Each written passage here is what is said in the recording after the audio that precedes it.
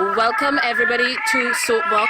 We are still in season 4 and this is episode 7. I know the season is moving so quickly. Again, for those of you joining us via video and our loyal podcast listeners, we are still talking about Trinidad and Tobago's general election of 2020. Those of you viewing will see that I have two guests with me. I have Daryl Griffith and Daniela James. Now, Daniela studied economics at the UWI and is currently reading for an MA in Human Communication at the same institution with specific interests in media studies. She's a former vice president of the Economic Society of the UWI and is currently a marketing analyst and copywriter with interests in social media, economics, and communication. Now, besides her academic and professional pursuits in economics, public relations, and communications, she has a vested interest in helping people understand the work and workings of government and governance. She's paid particular attention to the media work and how that impacts public perception of governance issues, and uses her platform to highlight and explain issues of economics and politics as they arise on social media. Daryl, of course, is a graduate of the UWI as well in the areas of economics and finance, and is currently furthering his academic acumen in the fields of sustainability with a Master's of Business Administration in Sustainable Energy and Data Science. He has been involved with non-profit organizations since the age of 16, where he participated in both local and regional projects and technical working groups, and is still involved with various organizations such as Regen TT and the Living Future Institute Trinidad and Tobago chapter, where he's a contributor and advocate for green housing. He carries his passion for sustainability to his professional life, where he functions as a sustainability analyst, helping organizations understand their environmental impact and integrating sustainability into business decision making. Welcome, guys. Thanks for having us, Amelia. Thanks for having us. No problem. And you would realize as well, so we're looking at communications, we're looking at, of course, public perceptions, we're looking at, in a way, sustainability of our country, and perhaps how that filters into policy. But the discussion today looks at our general elections, which have recently concluded on Monday, the 10th of August. That is the day that Trinbagonians went to the polls. But we're looking at the lead up to the election polls, and we're looking at maybe post-mortem in terms of a youth perspective on what happened before, during, and after the polls, and where we should, could, or would like to be as we move forward into the next 5 years. So I want to get perhaps initial reactions. As you know, in the previous episode, we took an external view. We asked someone outside of Trinidad and Tobago looking in, we asked him for his perspectives, and the same question. What are your initial reactions to the result of the polls? Daniela? I want to say that I'm not surprised based on polls that would have been done in the lead up to the elections. They did predict that the PNM would win, and in my expectation, it would have been a close election, which it was with the 22-19 result. So I really can't say that I'm surprised, particularly when you look at the campaigns of the two respective major parties who have been campaigning. Maybe we'll get into it a little bit later, but I did feel like the PNM's campaign was stronger in terms of providing good information for people to base their vote on. However, on the UNC side, their campaign heavily focused on things that would elicit responses from people. A lot of heavy clickbait media was put out on social media in particular. But overall, I kind of expected this result. Daryl, what about you? Were you surprised by the result? Did you have a different prediction? I would also say that I think it was expected, and some of the reasons for that, and we're seeing a similar pattern around the world where, we have a lot of elections called around the world this year, and people are, the polls are trending towards people who were able to, react and really carry the country through the COVID-19 pandemic. And leading up to the election, I think that was the PNM, the incumbent party's strongest point, and that held firm up to the elections, even as the cases started to explode, started to get a bit of a spike. That pretty much held them true. During times like this, people tend to look for stability, and the PNM ran a pretty safe campaign, stating that there would be stability, and I think that comforted a lot of voters. A lot of the promises I saw from the other campaign, the other major party in the country. The smaller parties tend to look for a bit of change, and in these uncertain times, people tend to look for stable leadership, which I think looked out in favor of the PNM. So I'd say I wasn't surprised, given the type of campaign that was run in the current environment that we are looking at how people are reacting around the world to the pandemic. Yeah, and I think two things here. Even in the discussion yesterday with our political analyst, again some reference to that lack of surprise. But the discussion there was again perhaps around electoral trends in Trinidad and Tobago in terms of how we vote and what we would have seen in terms of the change in administrations between the major parties. And I was telling him as well, if we look at the historical data and if we look at the previous elections, it would seem or suggest that the People's National Movement, perhaps because they were the independence party, as you know, in the region, they're the independence parties, those who would have led us to independence or been the government in independence. There is a sense that the People's National Movement is sort of the preferred or the predominant party, with a voting trend of 2 PNM terms, 1 UNC term, 2 PNM terms, and for that reason, based on the historical trends, perhaps that's why I wasn't surprised. But the other element of that is the campaigns, and of course we will get into the campaigns a little bit more, but before we move to that, I want to have your overall view or opinion of the polls being conducted, again, during a pandemic. For us, for our generation, unprecedented. For some of us, this would have been only the second time at the polls, maybe the third for some. For others within our generation, this is their first time at the polls, and definitely doing so under a pandemic could have been, a totally different outcome. So my question then is, in the context of a pandemic, in the context of the EBC, any thoughts on the polls and the work of the EBC at this time? Any initial comments? And I'll go in the same rotation, ladies first. Daniela. I think the EBC had very good intentions and probably had very good planning in terms of executing the elections in this particular environment. I think where the fallout or fall off came was in execution. I can speak from my experience when I arrived at my polling station, which is the Landau Village Hindu School in Enterprise. So that's Caroni East. They did have a lot of hand sanitizers present. You did see the sinks and the soaps available so persons could properly sanitize and wash their hands.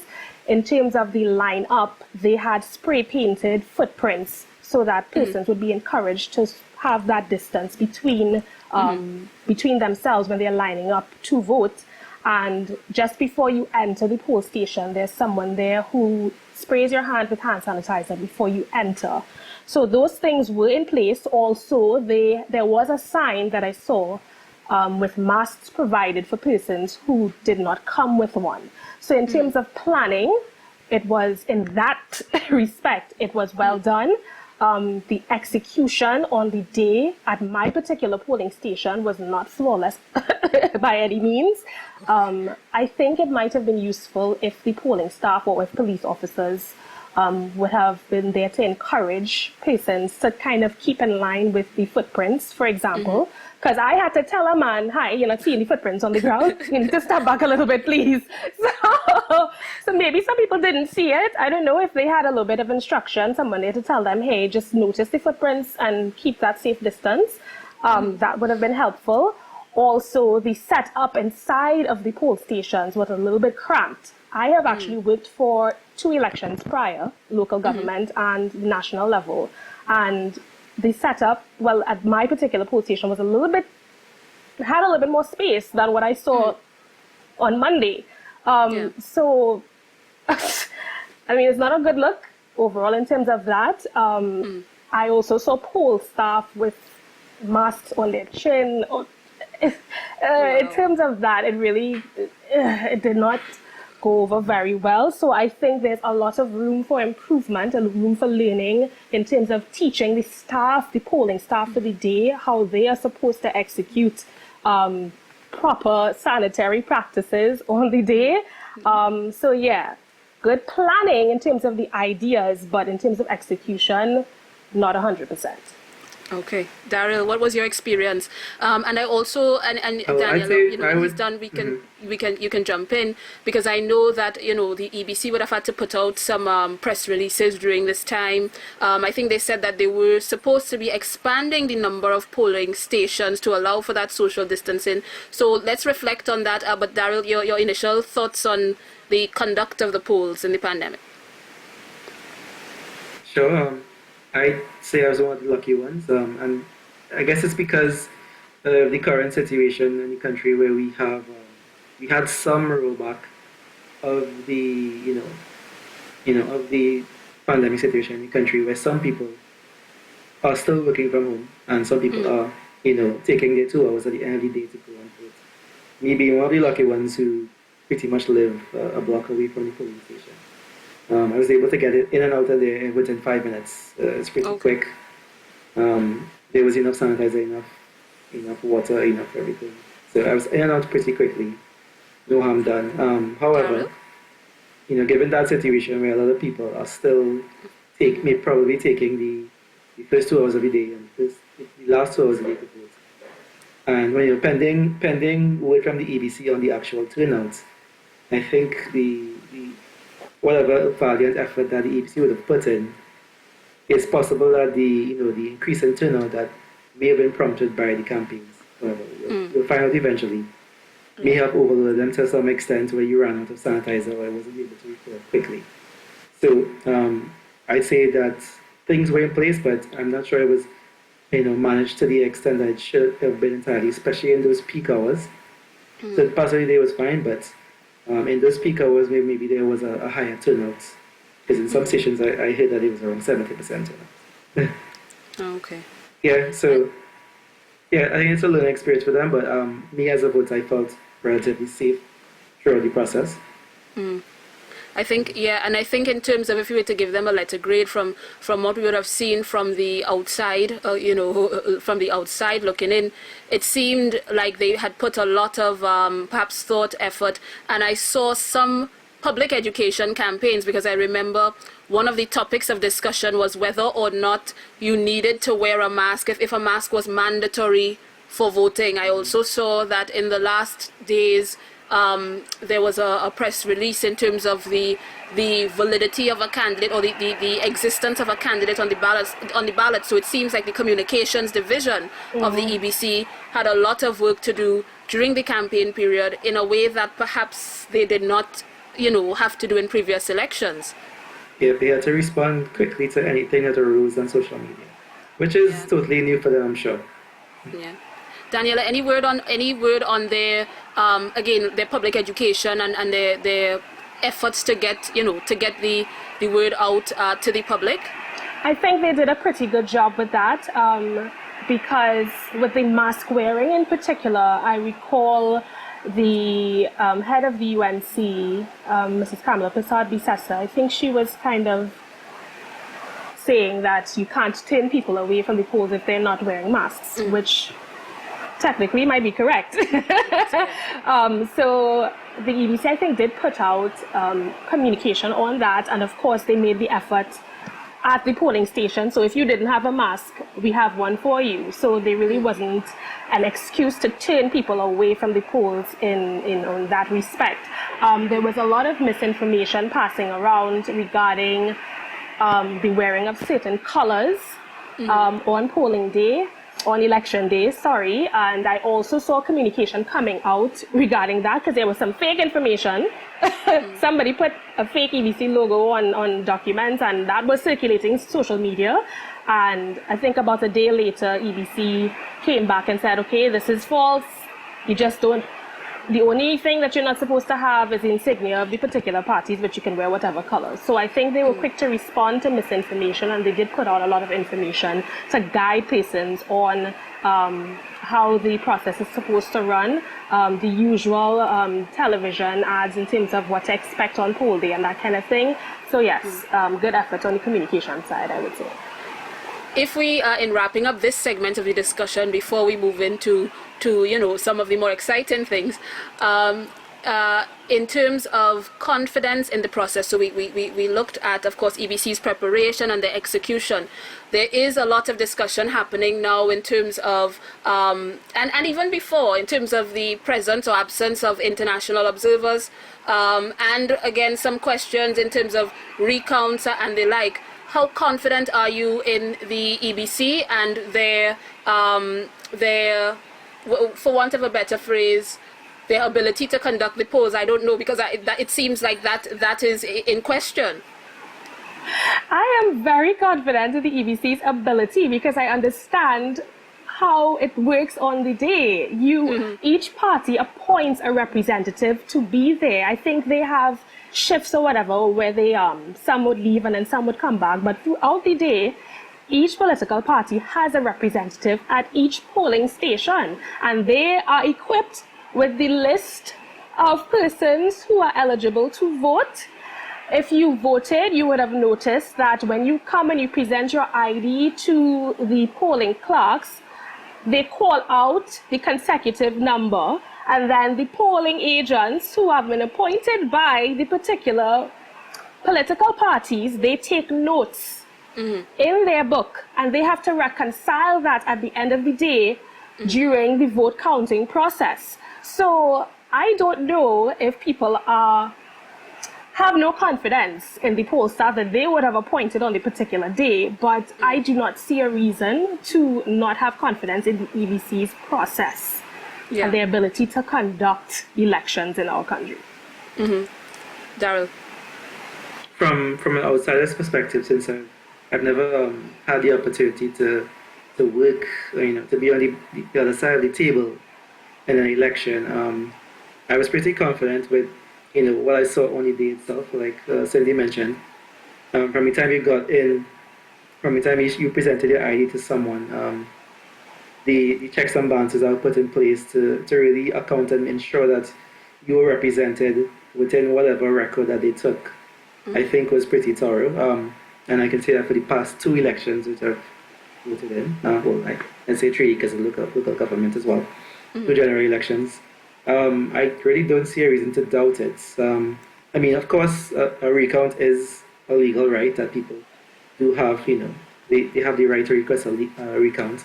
I don't foresee a change in results, however, given the stringency of the process that I saw on the day itself.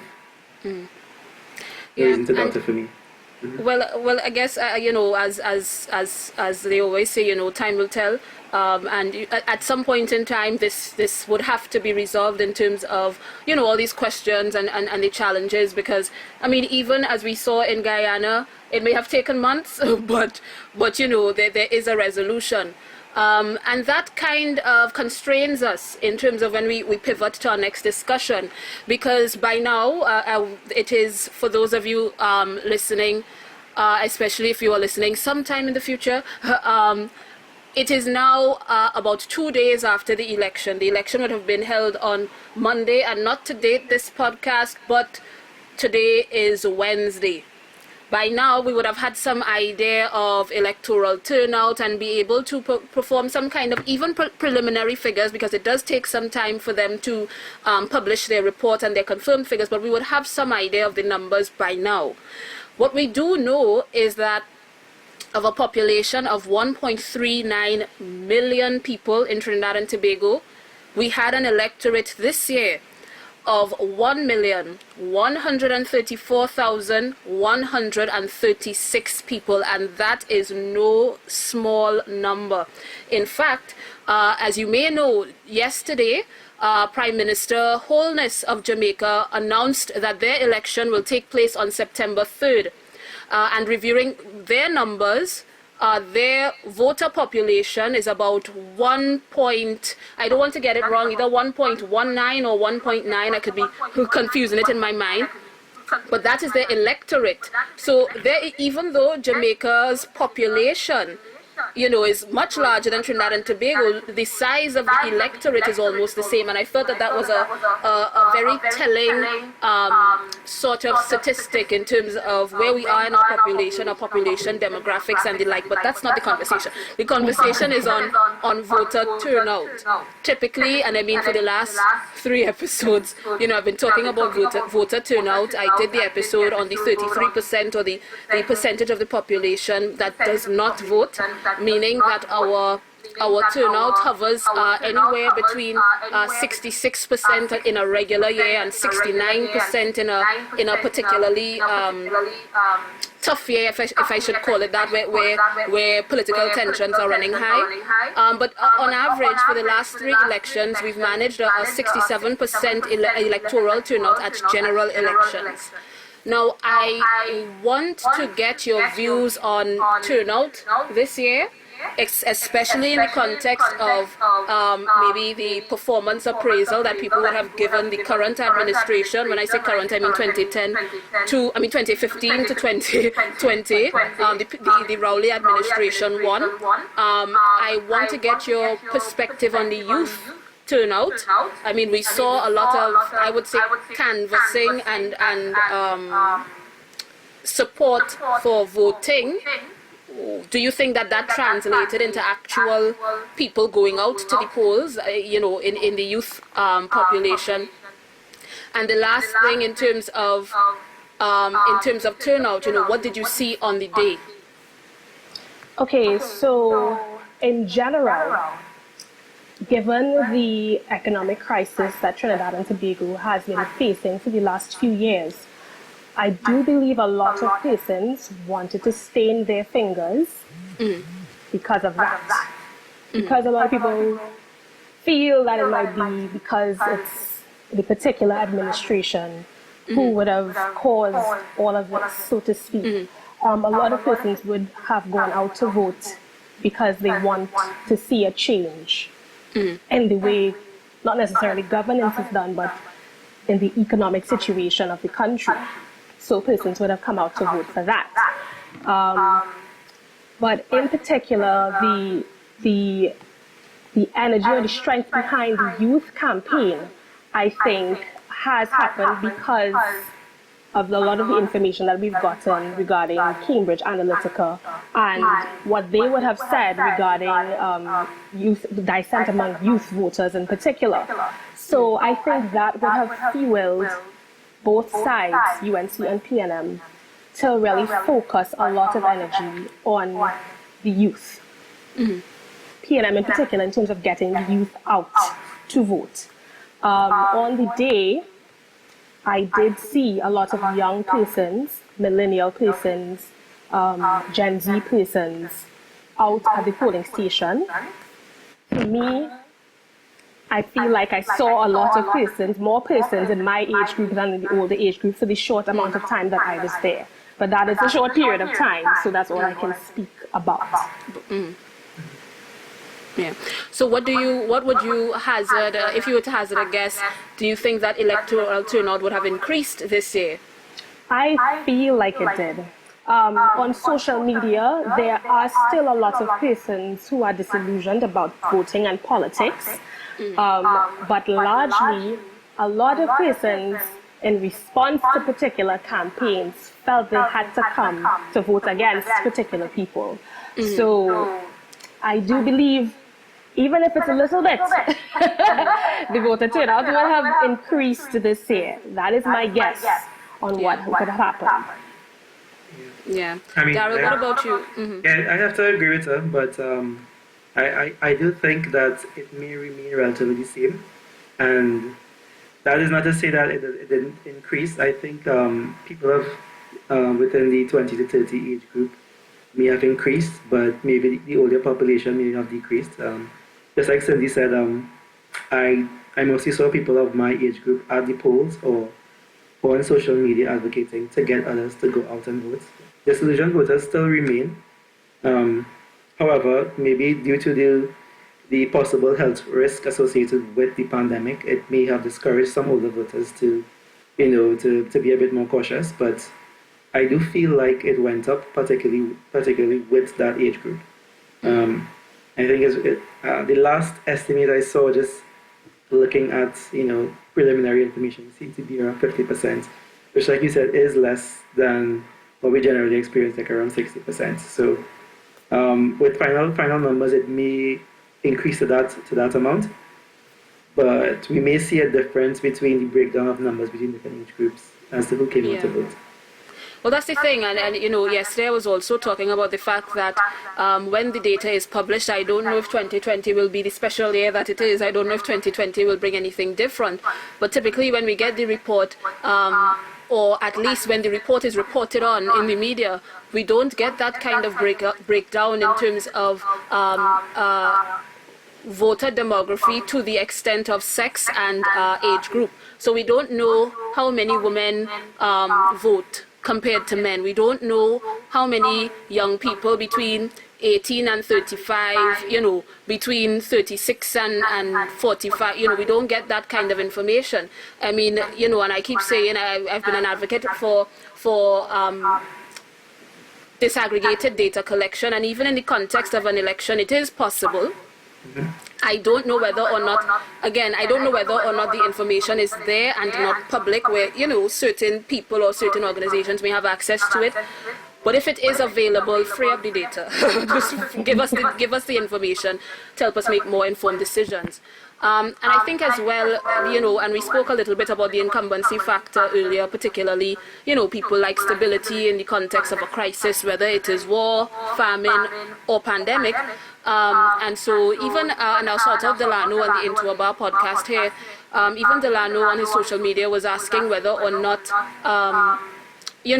these elections within this time, within 2020, are sort of disadvantageous to opposition parties and advantageous to, sitting administrations. And I mean, we've had a number in the region. St. Kitts returned their administration. Guyana did change. However, Guyana was earlier in March, before the pandemic really, I would say reached the region, or I don't want to say take over, but before the pandemic really took root. So they did change. However, St. Kitts stayed the same. We had Suriname. I can't remember the result right now, and I feel bad about that. But we have Jamaica coming. All indications say, wholeness might be returned. We have St. Vincent coming. Gonzalez is a difficult man to move. But in terms of that incumbency factor as well, and the historical trends of how we put in administrations by political party that I alluded to earlier, I think as well that may impact turnout, where the numbers should hold steady. However, I am also cognizant of the fact that this sort of sentiment, we say people go to the polls when they have a particular frustration with the current administration and they want to get them out. That is when we see a peak in voter turnout. But I wonder whether this year, because I've also seen some sentiments of I can't vote for that, in terms of, and I mean, I'm going to be very frank here, there are a number of people who would have expressed a serious displeasure with the current opposition leader. So I wonder whether or not there are those who would say, okay, yeah, you give them another term, I wouldn't vote, I wouldn't whatever, but there are others who say, I wouldn't leave it up to chance, I will go and I will vote, But I think now is a good time. And I can take thoughts on that as well, but I think now is a good time to segue to the campaign itself, because maybe that, in terms of the campaign of the parties, because that might also have a role to play in who stays home and who picks themselves up and goes back to the polls. And so when we talk about campaign, I want to run the whole gamut of it, from campaign songs, we have to touch on that. manifestos and policy positions, policy promises, and the discussion that we've seen around some of that online. Daniela, you've alluded to your assessment of the campaigns this year, so I'll let you kick off that discussion.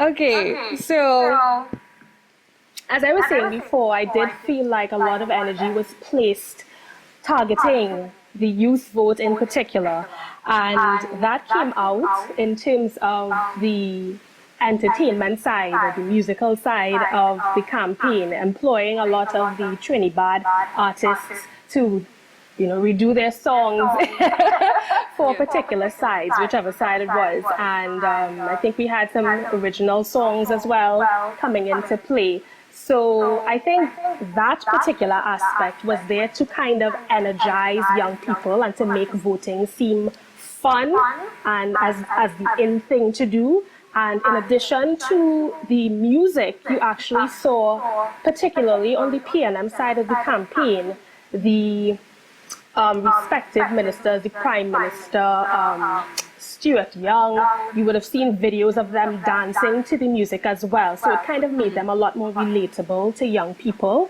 And I don't think that's by chance. I think that was very intentional.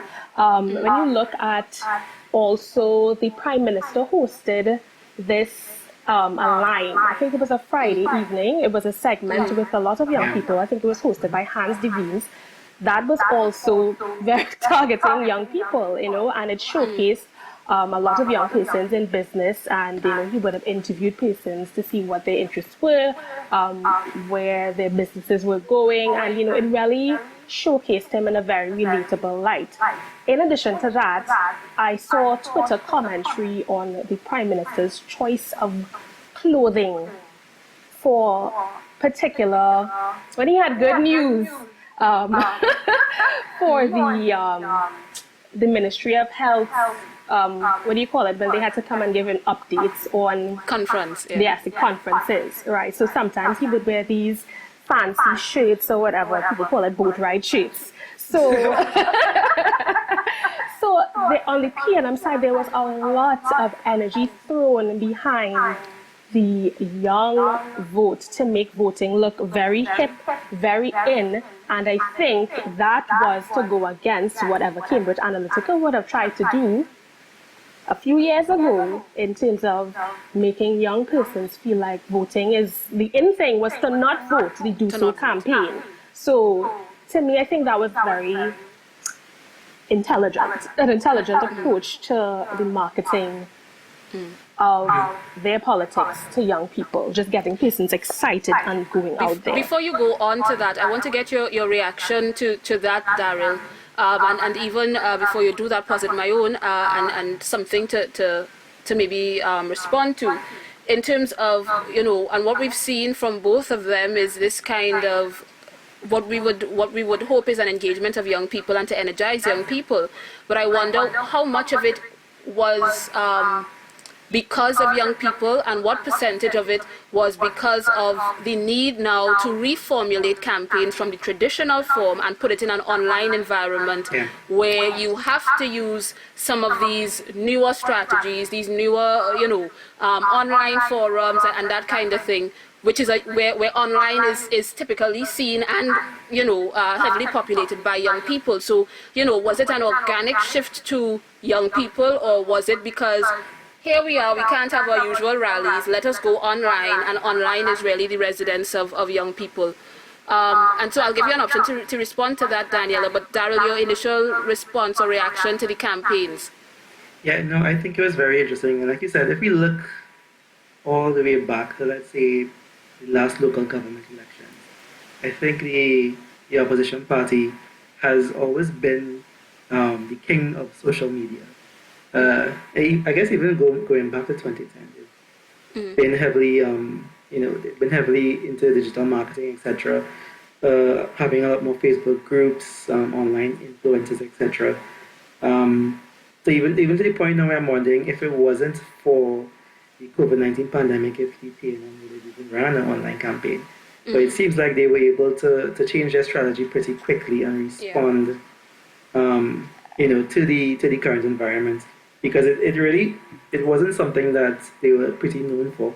Um, the opposition party did a very good job of targeting the entire campaign around the head of the PNM, Rowley, and a lot of the campaign outside of getting youth involved has been around humanizing the leader of the PNM party, which I think was very well done, like Cindy mentioned, with the lime and discussing his clothes.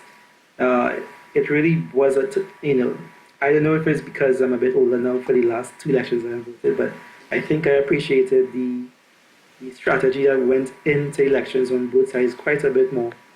I know in Trinidad we always say it's not a issues campaign. People would campaign based on things they get for engagement, really, but there was quite a bit of strategy on both sides, tit for tat. Even with the sound clash as well, it was a strategy clash on who could engage the most amount of people to come out for elections. I would say, sorry, Daryl, I'm sorry to cut you. No, go ahead. Go ahead.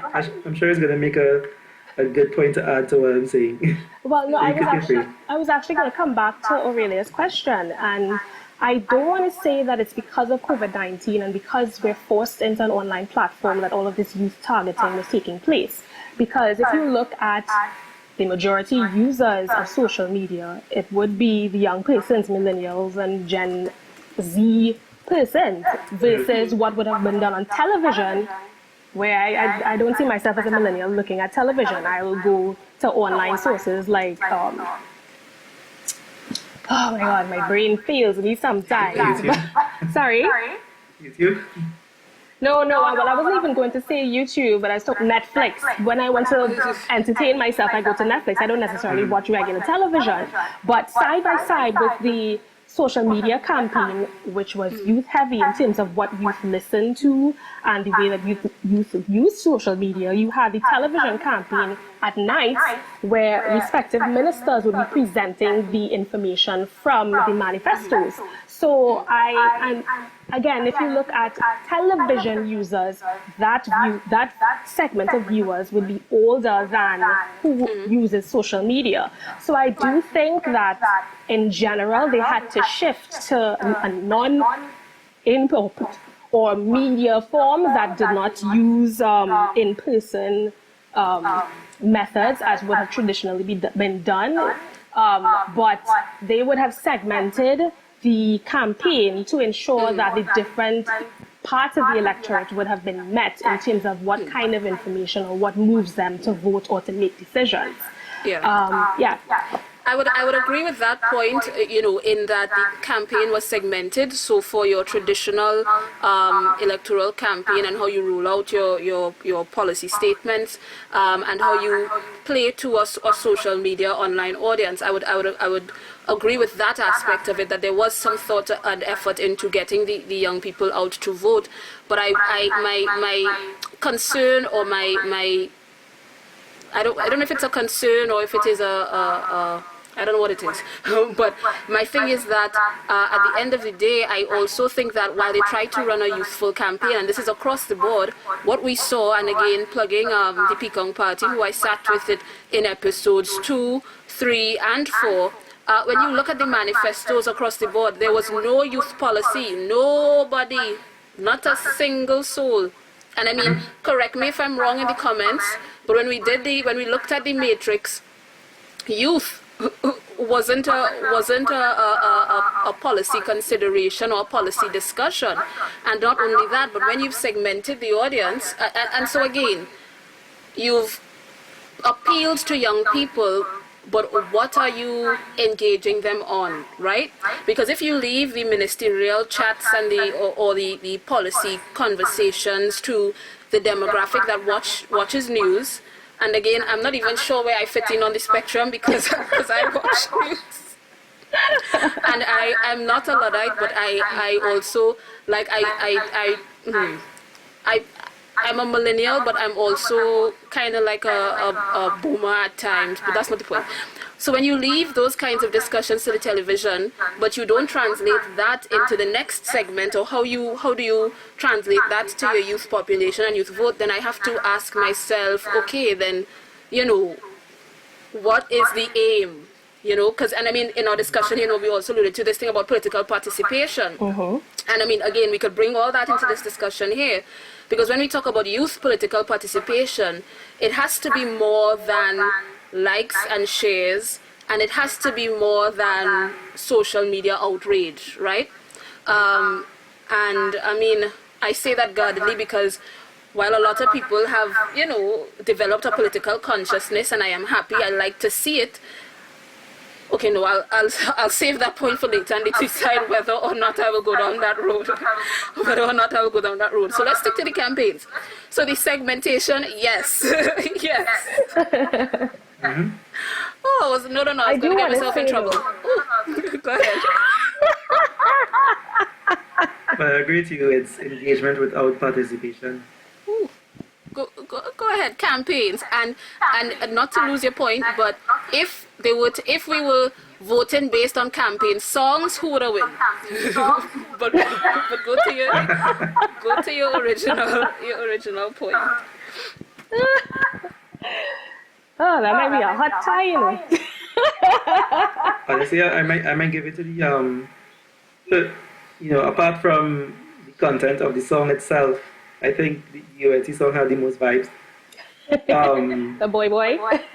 Yeah, some vibes. I mean, just, apart from what was in the song itself, but there's the songs here. Yeah. But the beat, you're talking about the beat. Yeah.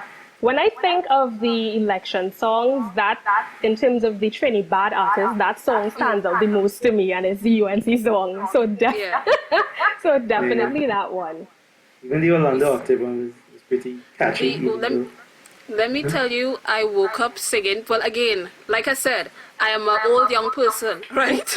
I am the oldest or the youngest old person you will find. But you see, I like soca too. But you see that Peter C. Lewis song, and nothing but, let me like, I went to sleep the Sunday night, and well, it was a mess, but that's not the point. I went to sleep the Sunday night and woke up early Tuesday morning singing We Go Vote. just that only that, like, that was stuck in my head, and I'm like, okay, but what is the rest of the song? We Go Vote. And it's just like, okay, but what next? But we saw very catchy. On the PNM choice, the Right Choice campaign, they had the Peter C. Lewis, I Sasha, Richie Singh, and Super Blue on the Right Choice. That's the name of the song. Of course, let us also acknowledge that I Sasha is now a political hitmaker. Yeah, for sure. Then they had a Ricky Jai song. In terms of Trinidad Ghosts had PNM Balize Steppers Dance, which I saw a number of people doing the dance too. Yeah. Eddie Charles had We Go Beat Them. Radford Etienne PNM election song, and apparently Peter C. Lewis with a double, he had Getting It Done. While on the UNC side, the Now Is the Time campaign, the official song was Squeezy Rankin, Brian Mohan, The Time Is Now. I don't think I've heard that one. I don't know. Then I know Now Is the Time. Now Is the Time to vote them out. That one. I know that one. Oh. Yeah. Then Trinidad Ghost with Kamala winning No Stressing, a remix of you know, his popular song. So and not only that, but let's also point out that Trinidad Ghost is like wherever the money is, I'm gonna be there. Boy, the same one that you will referring to, the formula. Prince Swanee, UNC, vote for UNC. Oh no, that's the one I remember. It's Prince Swanee, not UNC, not Boy. Right. GI is Now Is the Time That We Vote In. They had UNC Work Nation with Squeezy Rankin, vote for UNC. You know, it was a lot. Yeah, it was a lot. Yeah, it was a lot, and sometimes, I was like, wow, it was really that much. And sometimes you couldn't even tell what was official songs, as in campaign approved songs, and what was people just doing their own thing. No, the biggest tune of elections was the Sunlight song, right? Whoever made that. No, that was the meme. Yeah, somebody did a mashup. Sunlight will kill COVID. That was the biggest tune. That was the one with the little boy whining in wherever they were campaigning, and that is the song I've been trying to because the beat in that when the bass dropped, it was just like, what? But to get back to the campaign trail, and again the youth participation, we looked at the campaign in terms of, as Daniel alluded to, the segmentation of the electorate and how they put it. But what about candidacy? Youth candidates, in election, and did that, or youthful, I should say, because some of them might look young, but they ain't all that young. But, did that also play a role in getting young people involved and getting them out to the polls, do you think? I'm not certain if it would have gotten people out to the polls, but perhaps that was the intention. With the UNC in particular, they cleaned up their slate, so a lot of the usual faces were not there anymore, and there were a lot of persons who were, well, it would seem, were new to politics, or at least new to this part of politics. Yeah, new to the public. So maybe that was the intention there, to attract the youth vote with more youthful faces, but also to just give a fresh look on the UNC, because a lot of persons would have expressed their dissatisfaction with particular persons within that group as well. So to give the UNC just a kind of clean up as well, but also to attract the youthful vote, I think that would have been done on that side. I think on the PNM side, Jason Williams is of particular interest to me. I think, especially particularly when you think about his seat as well, the intention was not just to capture a youthful vote, but somebody who people related to and already had his own name. So not because of politics, but because they just liked this character from radio, or who hosts on television, or who used to sing soca or something at that point. That kind of connection, I think, was what the intention was in terms of selecting him, particularly for his seat, which I think was deemed a marginal seat. So, in that respect, I think now we have to really reflect on what is a marginal seat, particularly in that area, because for the last 3 elections, at least, going back to 2007, the PNM never won that seat.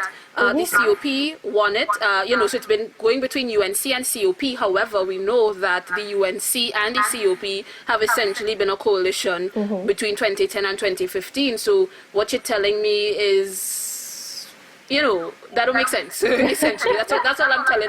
Whoever is the political pundits that call seats marginal seats and whatnot, whoever gives them the label, let's just reflect on Barrett Arias and see, Yeah, and I think Saddam Hussein would have said it as well. He's like, you need to stop calling this a marginal seat.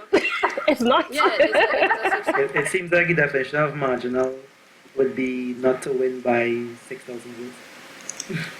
Yeah, and even that is questionable. But yeah, I think it's because as well, this issue with the COP, and we will get into some of that later when we talk about, administrations. But it's also a good time to talk about the campaign of third parties. Was the campaign visible enough? What about their communication strategies? Did they appeal to the young people like some of the 2 major parties? Let's not forget, we had 19 political parties and 4 independent candidates in this election. Did they make any noise? Girl, well, definitely made noise. Philip Alexander definitely made noise. I really appreciated that he has been around and speaking out about government decisions, governance, politics in general for quite some time. So people have been familiar with the PEP. And that has always been my hope of new political parties popping up. You can't jump up a month before elections and then try to garner votes and actually win a seat. That is madness. We still saw some of that. So I feel like, from his entrance into social media as a political person, I feel like that entire period of time has been campaigning for the PEP, given the constraints that someone with such a small party would have in terms of financing and that kind of thing. He did the best that he could with what he had. But for sure, the presence there was not as strong as the 2 major groups. And I can't say I saw any specific focus on youth campaigning. Maybe the candidates that he would have put forward would have been young, some of them. But in terms of actually targeting young persons, I I'm not particularly impressed by anything that he would have done. Yeah. Well, the PEP I think would have been the main third party. What I would hope to see from a third party, but we know from around the world they haven't been that successful. But I think from a voter perspective, a third party is really meant to highlight things or push the parties in a certain direction. I appreciate, the effort that's been put in. He called for a debate. At some point in the season, I would have looked forward to seeing that, if the parties would have agreed to it. However, I don't think he was very endearing to the population. The type of campaign that he ran was more to grab people who are very dissatisfied with the political process, and those are people who tend not to do as much. It's really, if you really want to move things, I think you really have to try to inspire, not just corral all of the negative sentiments. Yeah. So I would like to see if a new he's resigned. So if the party still remains, I'd love to see people try to inspire and add elements to our political discourse. But what about, and so he seems to be, and perhaps because, for a first time, because the last time in 2015 that he ran as an independent candidate. Now we know he said he's been in politics for 26 years. So for that 26 years, we've seen him on every political, he's been in every political party. But he seems to be the one that comes to the fore when we think about third parties. But we have the COP who stood alone in this election. What about their campaign? Did you hear anything? We have the ILP. Jack Warner coming back into elected politics. I think he got, from preliminary accounts in Lopino Bonaire, he got about 800 and something votes. Again, good as a third party candidate in a seat, because we've seen some who did in the double digits, right? And what about other third parties? Anything else? Because from the outside, I didn't see anything. The only, so I cannot recall seeing any kind of campaign communications from the COP. I was almost surprised to see their name counting votes on election night. Jack Warner, I think with him, he was known to perform very well for the constituency that he represented years ago, Chaguanas West, I think it was. So it's very easy for persons to place their vote for Jack, especially since he has actually won a seat before. People feel like, this is not going to be a wasted vote. I think the sentiments around third parties or independent candidates or all of these other people is that this is just going to be a waste of vote. Because they're not going to win the seat. A lot of people feel like that on one hand. On the other hand, there are persons who are absolutely disillusioned, don't care about PNM and UNC, those two typical parties, and they decidedly place their vote with third parties as a point of protest. But I don't know if I'm veering away from your question or whatever. Outside of COP and ILP, Nikolai Edwards would be the only other person that really comes to mind and rings a bell as someone who has had a voice, who we've seen speaking out in media, I saw videos of his truck moving around San Fernando when he was on his political campaign. So I did hear from him. PDP in Tobago East and Tobago West, PDP. Darryl, I don't know if you want to comment on homeboy. Well, I'm actually wondering if this was probably a bad year for third parties, because there's so much else going on. If we look at the different mediums that were used for the election, let's just say TV and social media. Social media can get very crowded with the kind of spending you see from the two major parties. So a third party may not, be able to grab any screen time away from people, given the kind of resources being thrown around on social space. And then we go back to TV now. People are so wrapped up in the pandemic news, looking at different things going around the world. I think it would have been a real challenge for anybody else to really get any mind share in this type of way. And then again, the wave of younger people coming in, the third parties, it's more political stuff, like stalwarts we've known like Carol and Cesar Beach and Jack Warner. There's no youth element to that. There's nothing new there. So people may not have been. I find like you don't want to talk about the PDP. I find like you avoid the PDP. I feel like the PDP is is a contentious issue because I already don't know what they were trying to do. If you would need court closed by responding, then it's okay. You don't have I to. feel like we definitely would. But I think it would definitely be interesting to see the kind of turnout in Tobago, East and West, and to see the official results. We saw, of course, some preliminary figures. We know that both MPs, both incumbent MPs, Ayanna Webster Roy and Shamfa Kojo, retained their seats. But it would be interesting to see Tobagonians' response to the PDP, in this election, particularly because prior to the polls, and on the campaign trail, the leader of the PDP, Watson Duke, has been saying that Tobago will be the deciding factor in this election. And of course, we saw that the United National Congress only fielded 39 candidates as opposed to 41, igniting this conversation about whether or not the UNC and the PDP would form a coalition. That's neither here nor there now, the way the political result has gone. But he definitely had a lot of confidence in his party to take the seat. I don't know if any opinions or thoughts on the polls, the campaign, in Tobago. If you've heard anything, seen anything, or otherwise. Yeah, I think it's always a difficult position when you are a contentious public figure and you lead a campaign, because even in the last episode, I was saying I don't know if he is still PSA president. I'm not sure what's happening, but definitely Tobagonians have decided, and we will stick with that. But of course, third parties are important, even if they are unable to win seats. And I think, as you said before, Daniel, and as I keep saying, you cannot come a month before election and pretend like we will know you, we will trust you.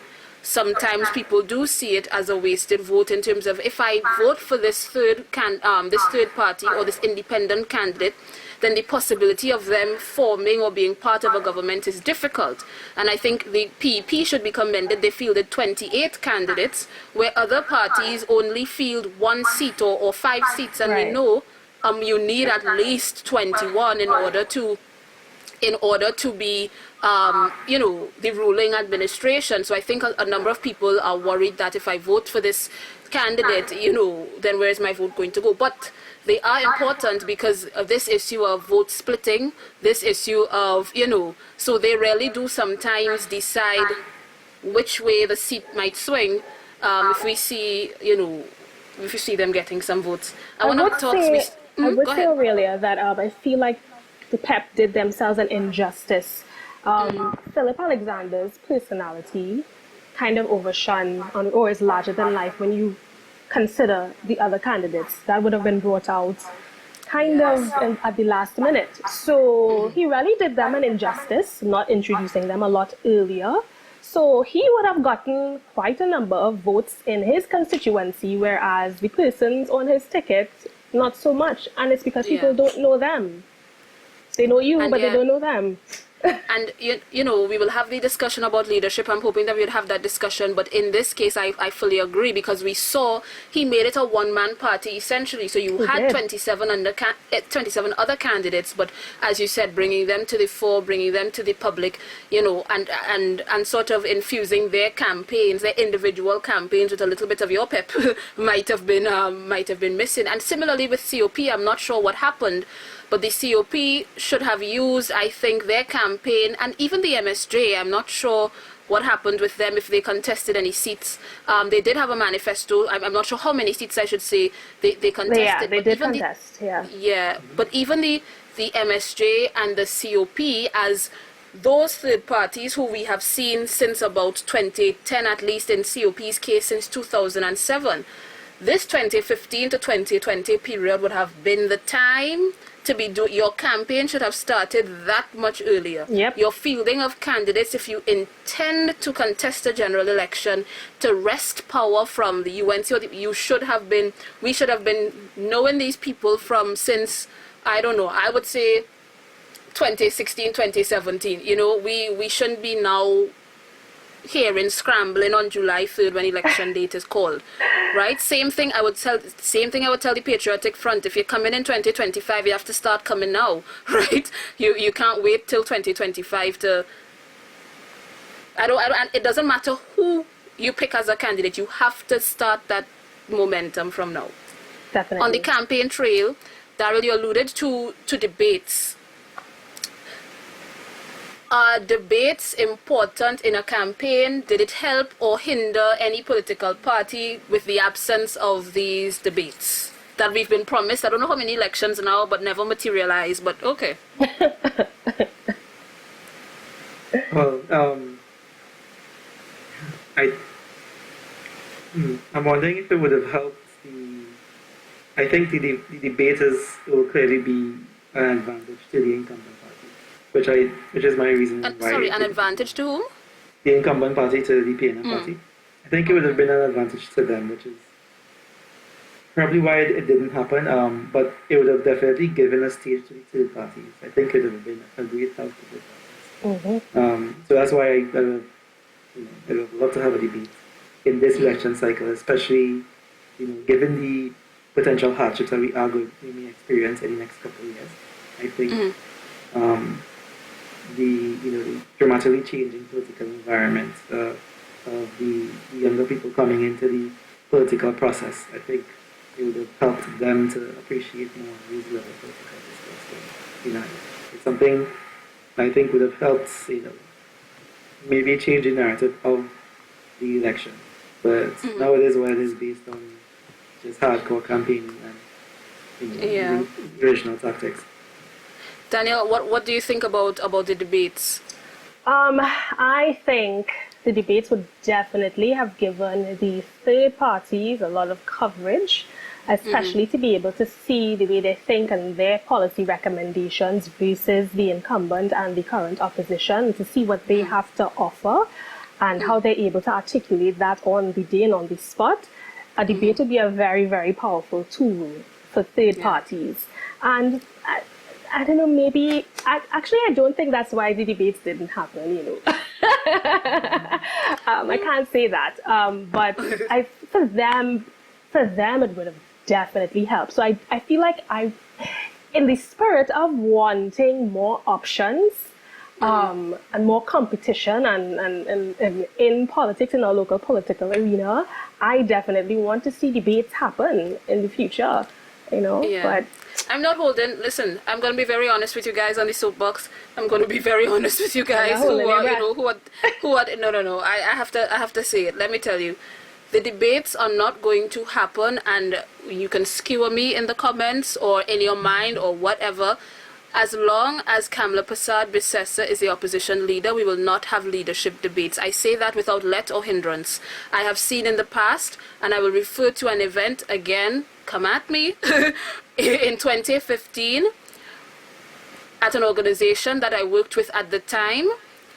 We had a forum for both parties. I don't think we even suggested that they do it together, but we had a forum for both parties, beyond the ballot, where in one session we had our members speak with the Prime Minister in terms of the Prime Minister would present, and the Prime Minister then being Kamla Persad-Bissessar, where she would speak and, they could ask questions and the like.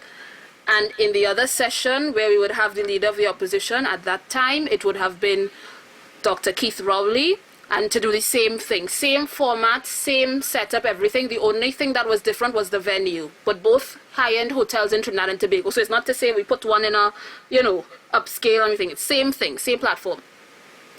And I will not tell you, because it's not to draw a comparison even. So I wouldn't compare the two, but I think at that point for me, comparing the two, I recognized from that point that that Dr. Rowley would have been successful in the next election because of that engagement, and from what I see and how he handled it, I would say that he walked into that room alone, singular, all and singular, and was able to speak about the economy, speak about the environment, speak about you name it.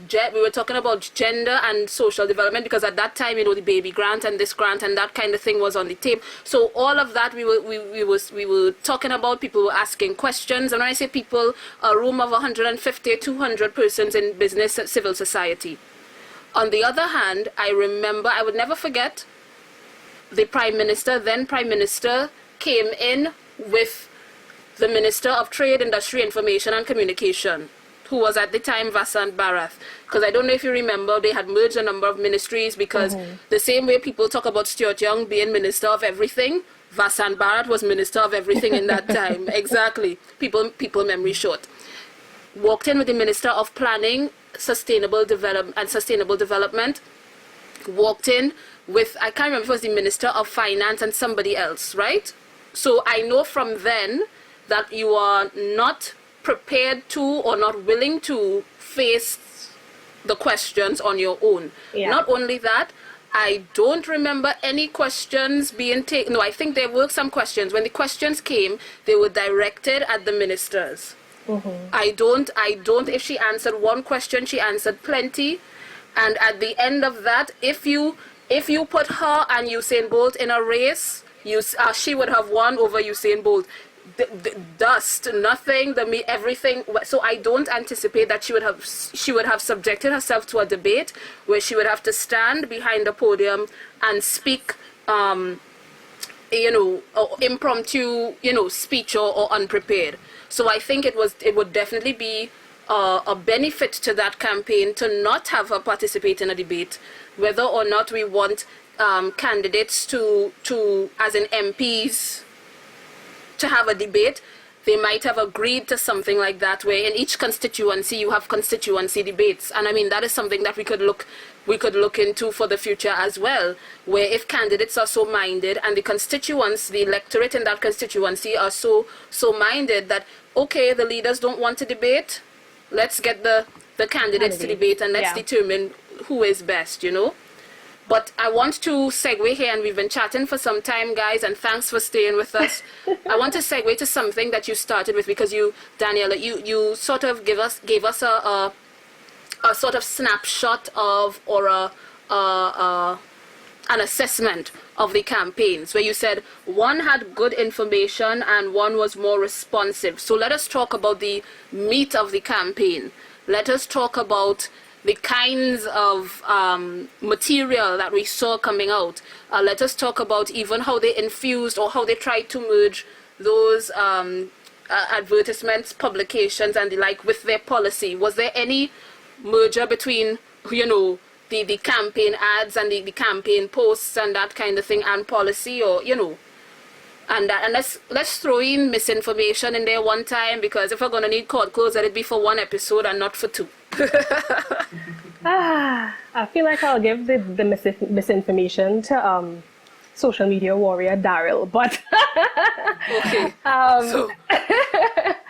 And that's why, that is why Daryl is here, because I know that he kept pace with the campaign on all sides, all parties, and was there in the comments too, Daryl. Oh my gosh. But yeah, so your synopsis of the campaigns and some of those considerations. Okay, so in terms of manifestos, which is what people tend to look forward to, what are your plans and projections for the country? The timing of those things. The UNC submitted their manifesto at a pretty decent time, so people would have had enough time, if they do, to review it and come to a decision. We were kind of waiting around for the PNM's manifesto, and I don't know I feel now, after seeing everything, I know why the reason for that was. Maybe they had the plans down, but in terms of disseminating through social media as well as the presentations on television, I think they were trying to make sure all of that was prepped and packaged so that they can deliver it all seamlessly. I think that might have been the reason. A good excuse, but I ain't buying it. Yeah, Let me tell you. Yeah, if you are holding, and that is what I gave them a lot of licks for this year. If you have the election date, you have control of the You election dropped date, it. You and dropped it. You're right. yeah, Yeah, so I need to take that screen back. and you It's screening nonsense. candidates. You know because I was saying in last season in the While You Were Inside episode, I said once you see the administration of the day screening candidates, you know it coming, right? And they were screening candidates from since I don't know when, April, May. So the manifesto team, what happened? What I don't get about political parties is we may not know the date and we may not know the hour, but we know that it come in every 5 years at least. What would have happened if the election was called a year early? You understand? 2 years Right. early, you would get catch with your pants down. Your manifesto should be in process long time. And like I said, if you have the election date, I expect you to come out blazing. Sorry about the No. Point so, taken. Very strong point. So I proceed. definitely agree with you. Going back to UNC's manifesto, I think UNC would have released something last year, an economic transformation plan or something of the sort. And I'm not sure if that is the same. It's the same. I think it is the same document that they're using now. So people have had a lot of time to go through that. Whereas the PNM's manifesto came out just the other day. But the thing about that particular manifesto is they would have presented it to the people via their discussions on television, and they also made the social media cutouts salient points so people could repost and talk about it. So in terms of the sharing of the information, they came through very strongly there. They came through very strongly there versus UNC, who more or less had time. I guess people had more time to go through what they would have presented, and that would have been the differences in terms of the information presented. In terms of what we would have spoken about the music before, boy, I don't really want to get into the Say it. Just say it. Just go for it. Just go for it. Okay, so a lot of the UNC's campaign, you would have seen things being posted directly from the UNC's actual page as well as KPP's page, but there would have been a lot of sponsored ads separate from their political pages that would have been running on social media. And some of them were created in a way that it wasn't directly PNM versus UNC, but it was more left for people to kind of read between the lines, but it was speaking to issues that persons would have felt impacted them. For example, I lost my job and now I have to be begging for food or begging for assistance from people, whatever the dialogues were. So you had those ads that would have been running. A lot of the UNC's ads kind of played into the economic situation of the country and how man on the ground would have felt it. And that is a strong point to campaign on. People don't like to suffer. A lot of people lost their jobs, whether it's just because of the economy or the closure of Petrotrin or the closure of Metal or various ways.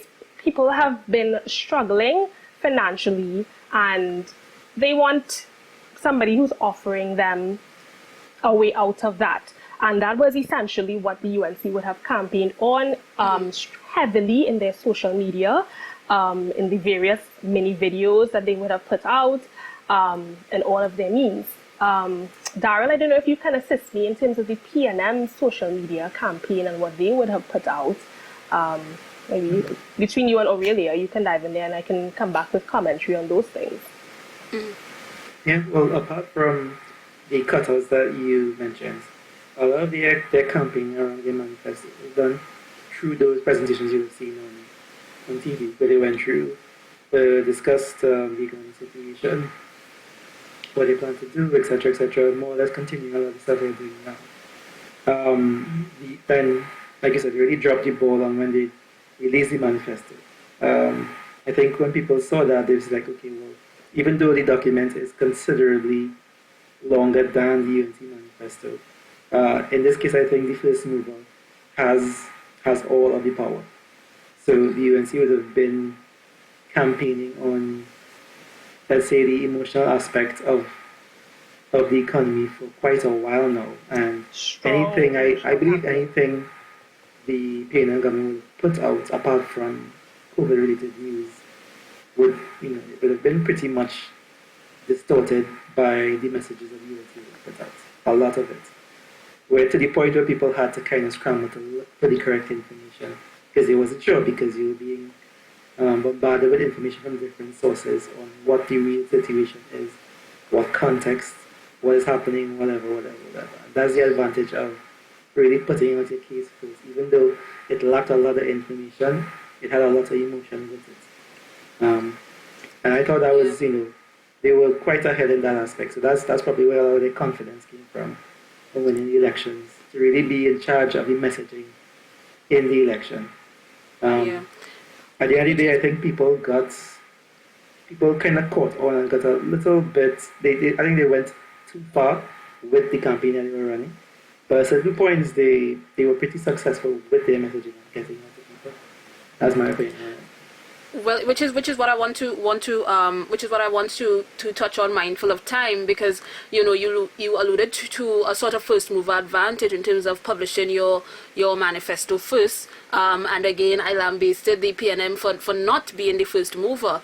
But then now I wonder whether or not it was a perhaps a method of political strategy, maybe not as late as as it was, but maybe to not be the first mover, because I want to know whether or not that first mover sort of backfired. Now, the UNC had a manifesto, yes, but what went around was this snapshot of, was it 7 points? The one that included the dome. But this snapshot of the 7 points seemed to be what stuck with most people. Yeah. And where they were getting either support or ridiculed for that. So I want to know whether or not having that time to see whether or not it might have helped in some instances, but it may have hindered them in some instances as well. And not only that, but it would have given the other parties the kind of time to respond to those ideas and sort of, diminish them in a way, seek to diminish them or to combat them in a way. And I also wanted to ask as well, briefly before we get into the closing elements.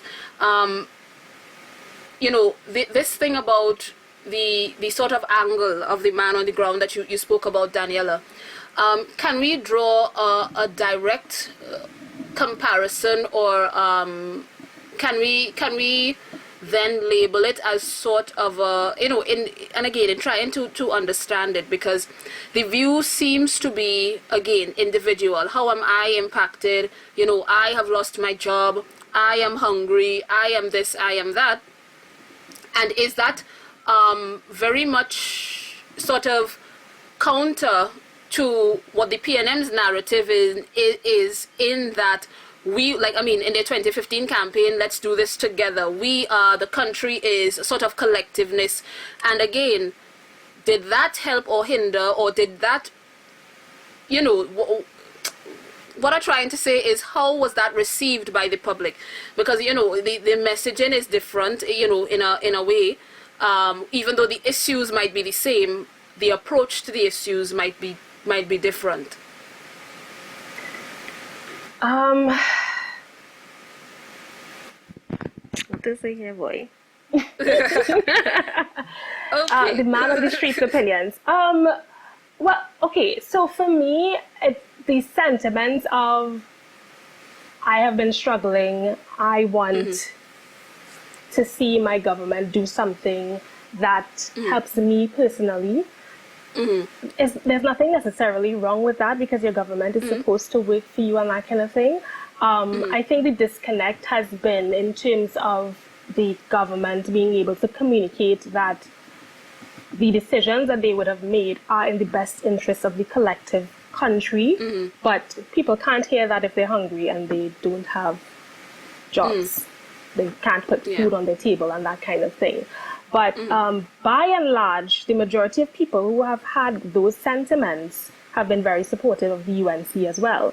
And in addition to hearing that, you would hear oh gosh, the PNM is back in power, we're going to eat grass. Yeah. because they feel like the PNM would have taken away so many of those social programs that could have benefited the small man or the poor man. And of course, the UNC's campaign would have targeted that, which is very smart.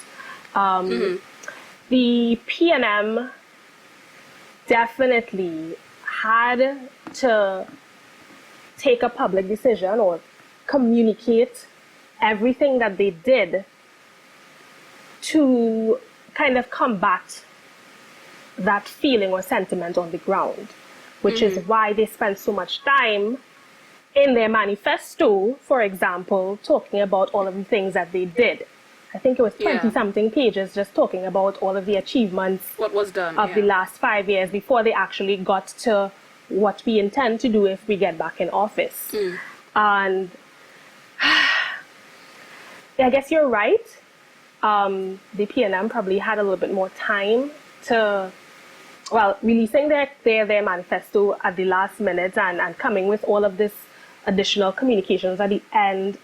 They kind of used it to combat the misinformation on the ground that would have been spread. Well, some of it is misinformation, but some of it is information out of context. For example, there was a TT Elections, I think, website that was being promoted on social media as well. And that would have provided snapshots of economic and not political, but social snapshots. So the murder rate during the PNM's tenure versus the UNC's tenure, GDP per capita, the fiscal deficit, and different things that would have been, it basically showed to the average citizen that the UNC would have performed a lot better than the PNM during their respective tenures.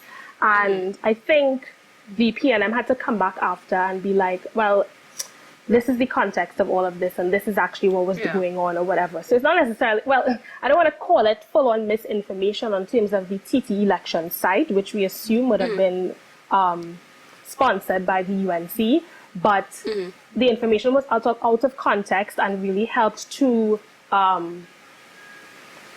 push that narrative on the ground that the PNM really wasn't doing anything for the people.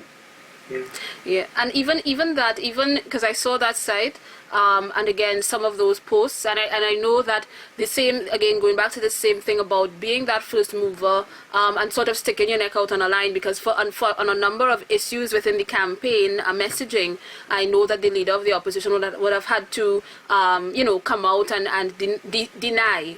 Because I didn't see any denouncement, I saw denial. Though this is not part of our campaign, or we did not put this out, or whatnot. She didn't know about it. She didn't know about it. That's that. And true. She said she didn't know about it. She didn't say it wasn't. But to this guerrilla marketing, because that's what I think. And maybe sort of guerrilla marketing, not in the sense of guerrilla marketing for marketing people, but in the sense of guerrilla warfare, but for marketing. Because when I say that, I mean like hidden, where it gives the leaders the space to say that they didn't know, or say that it's not associated or whatnot. Yes.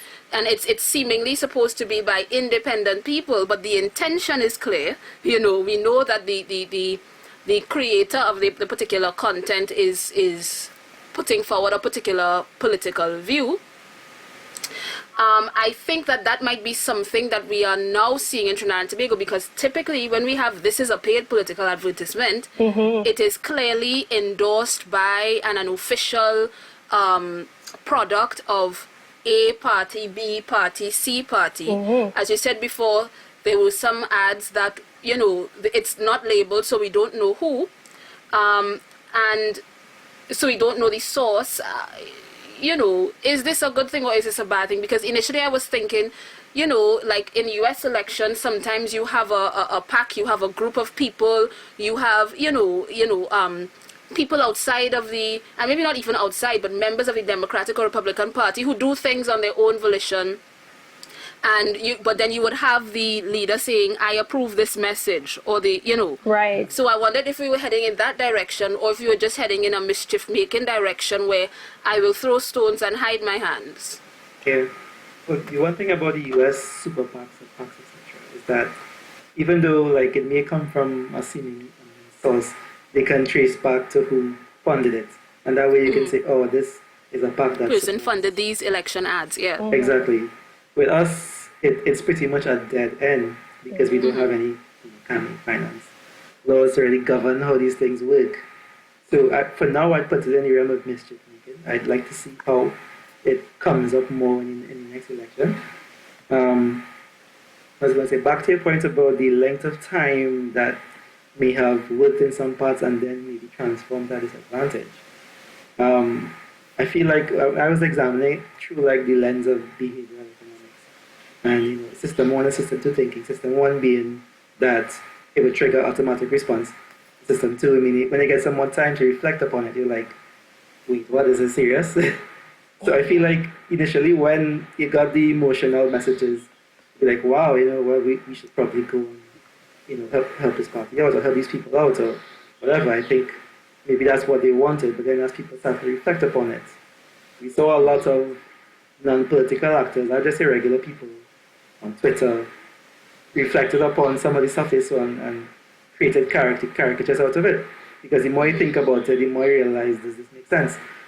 And then it kind of started to derail the last week. You see, everything was like, when we started to think about it, it transformed into a meme. Yeah. Whereas it's supposed to trigger emotional response to get people riled up the last week. People reflected upon it, like, wait, does it make sense? And then it kind of informed people within that last week. Yeah, and as you said, it backfired because then people were seeing racist undertones and other things in some of the messages. Started to think about what was going on. I was like, what is really happening here? Yeah, that definitely angered a lot of people. I think, Aurelia, back to when you were asking on the guerrilla marketing, I think if it really was the UNC behind the TNT elections website, it was smart to place it on an alternate platform because it gives the impression of impartiality. It's unbiased. This is economic information I'm representing to you. This is exactly what happened. I'm not skewing this with through a political lens or anything like that. So it works for that, and it works very well as a form of mischief for that particular ad with the bananas and the starving girl. The begging girl, I should say. But it also, I think, because for me, I as a would-be voter, I had to I wasn't in the country to vote this year, but as a voter, and as an individual,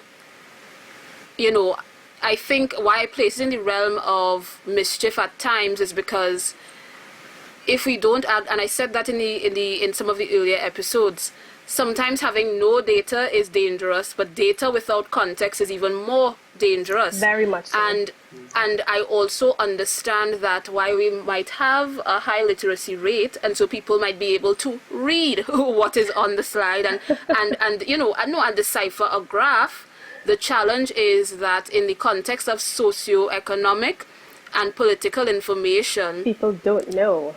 People don't exactly. They don't understand. Don't know, and I feel like attempts to willfully mislead, and I want to stray from those sites because again, because of how they have popped up, we cannot say that this person is behind it or that person is behind it. But I will put the water in the garden, or the flower, however the saying goes. I'll put it where it lies because we know that there are agents of particular political parties who, I want to say willfully, because I don't understand how you would have been a leader in this country, at some point in time and you didn't know that you're putting out misinformation, but you willfully put out this misinformation. And I also know that they are prone to pre-action protocol letters, so I wouldn't call names. However, somebody on social media, we were talking about the election statistics and the data.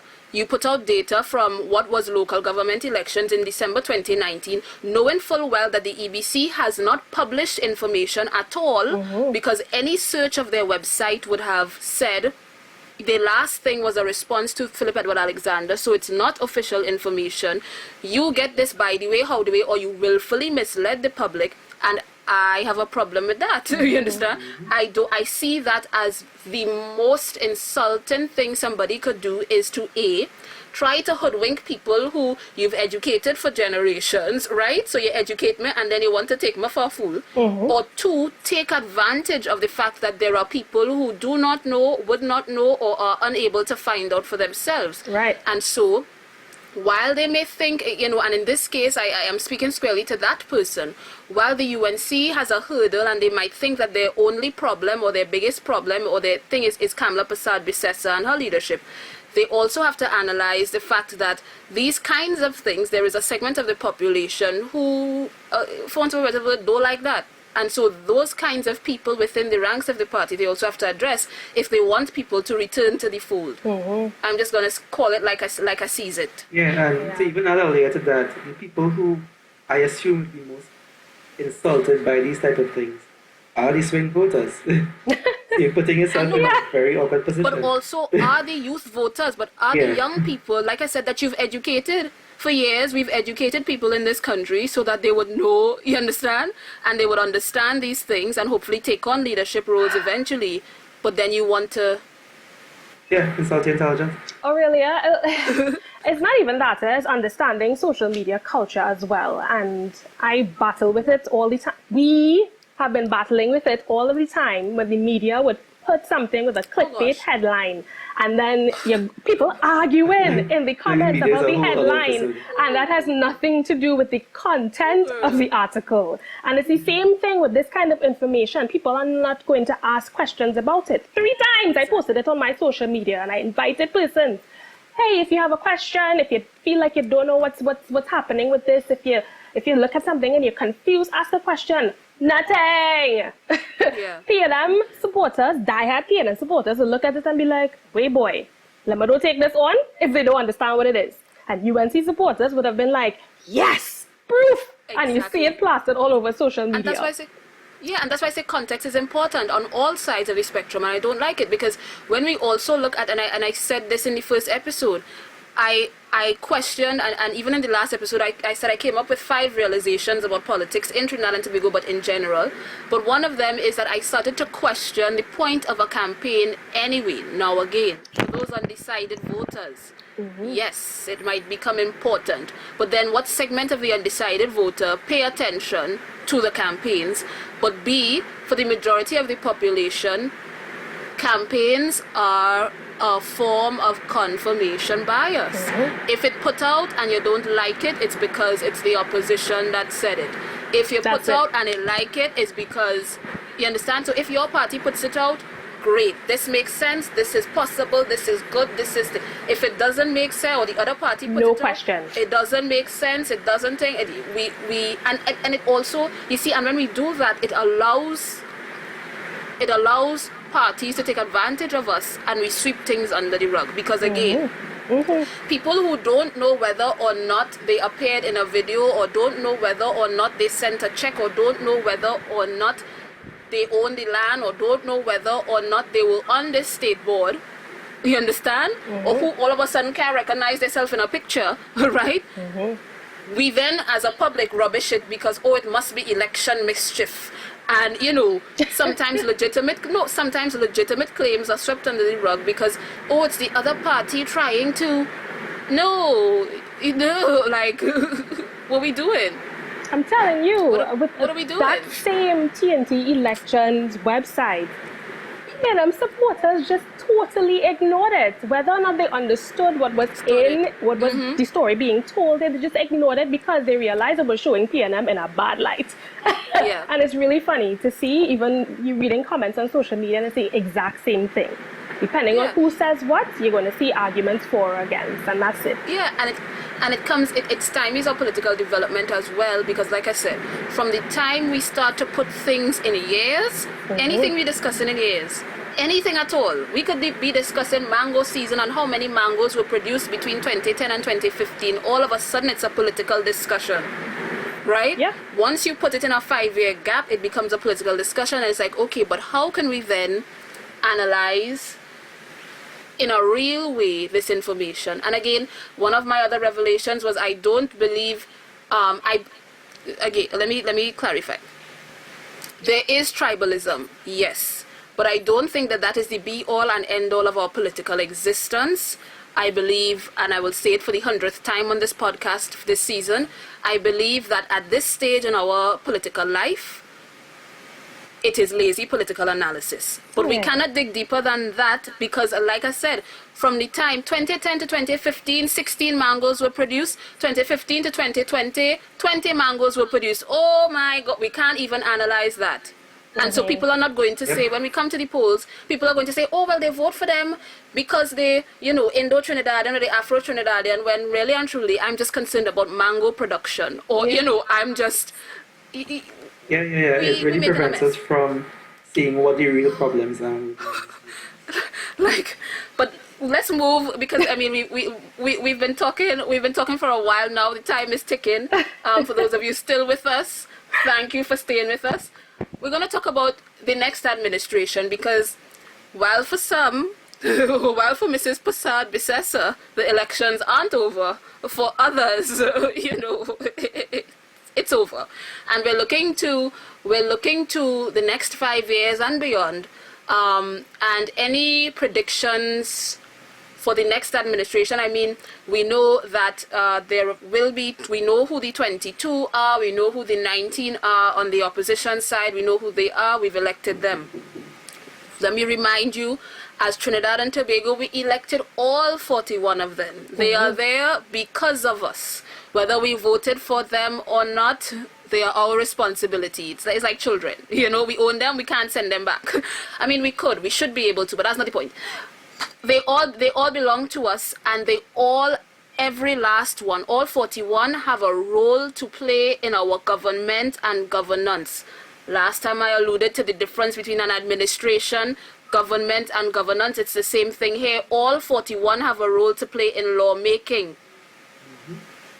Okay, so that's in the House, in the lower house. In the upper house, we know Senate seats are going to be distributed, for want of a better word, sooner rather than later.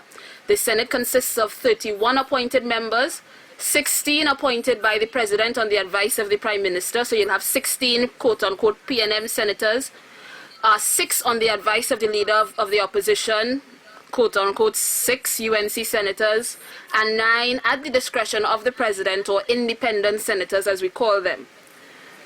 Any predictions, and I mean, I gave on online my earliest prediction that, of course, JW, even though he lost his seat, he would return to the Senate as hopefully a minister or hold a portfolio. Options are available to the Prime Minister in terms of giving him a portfolio.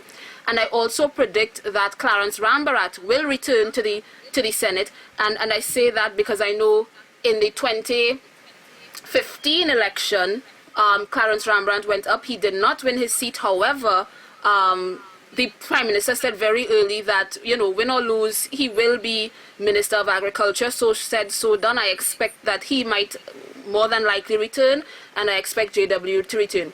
In terms of this next administration and the formulation of this administration, do you have any predictions in terms of ministerial portfolios, both in terms of person and or ministries? GW, although he lost his seat, the margin between his votes and I think it was Saddam Hussein's votes was not very large. But I think people are I am in particular looking forward to the role and the role that he can play in government and the contributions that he would have to make. And it could be in a lot of places. I mean, his background is communications. He could be in the Ministry of Communications. He could be in the Ministry of Youth and Sport. He could go into culture and community development. Yeah, he could go anywhere. But I think because he's inexperienced as a politician, I'm not sure that he'd get a ministerial post outright, minister in the ministry, or something else. Maybe a junior minister. Yeah, I agree. Something else to start off before. Yeah. I think we're retaining our Minister of Health. There's no doubt that he really has done an exceptional job in terms of the management despite of COVID-19. and look at how useful a pandemic is. I mean, we spoke about the need for stability and all of that.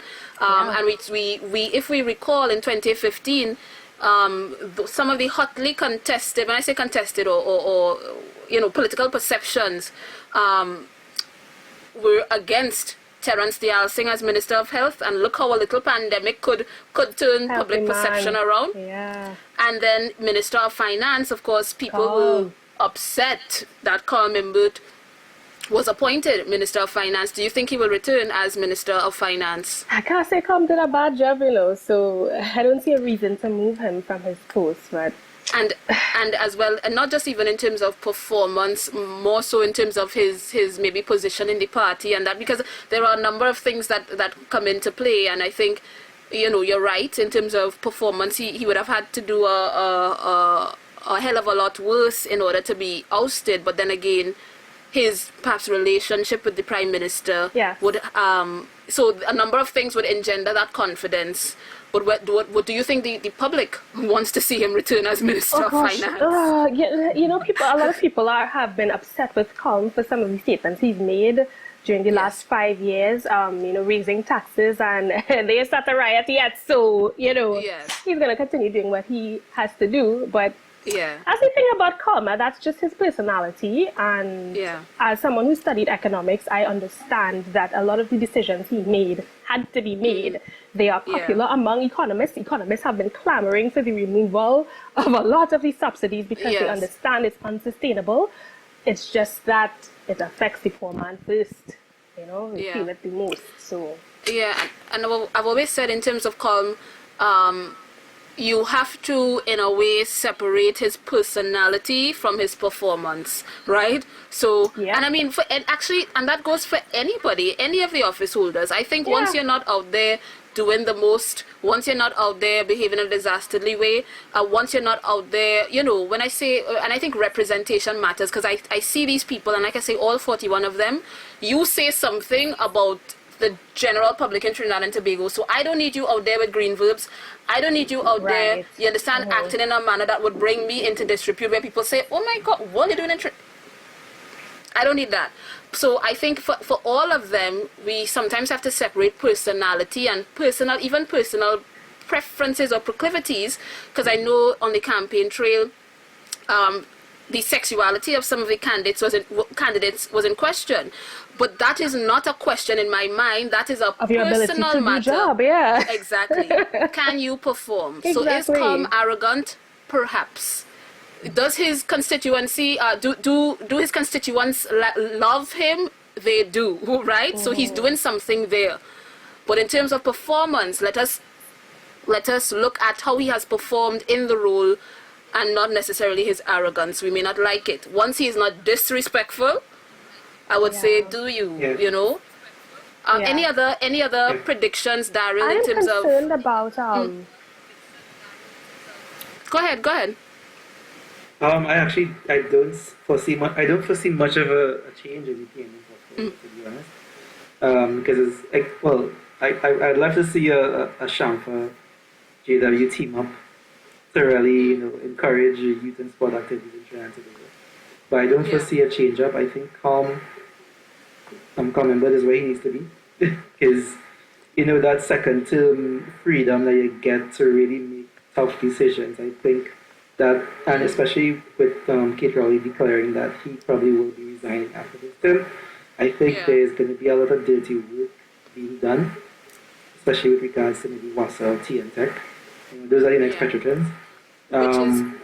Which is why I was asking, and I know you have a concern, Daniela, don't forget your concern, but I know that there will be some new faces, because will Robert Lehunt return, especially with a new mandate, and the issue that I don't know if it was put him out or resign, because of course he said he resigned, whatever that situation is, was because of this need to do some work in WASA. So will he return, and will he return as public utilities or something else? But definitely utilities there's a question mark.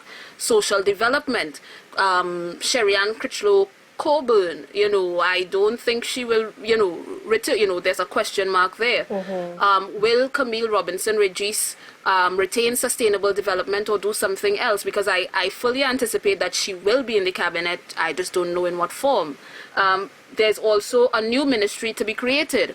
Yeah. You know, who will lead that, or is that an unknown? But you're concerned, Daniel. You had a concern. My concern is with Faris Al-Rawi because Attorney Generals have been such a large portfolio, and there has been a lot of displeasure from the people in his constituency that he has not been able to really, deal or meet with their needs.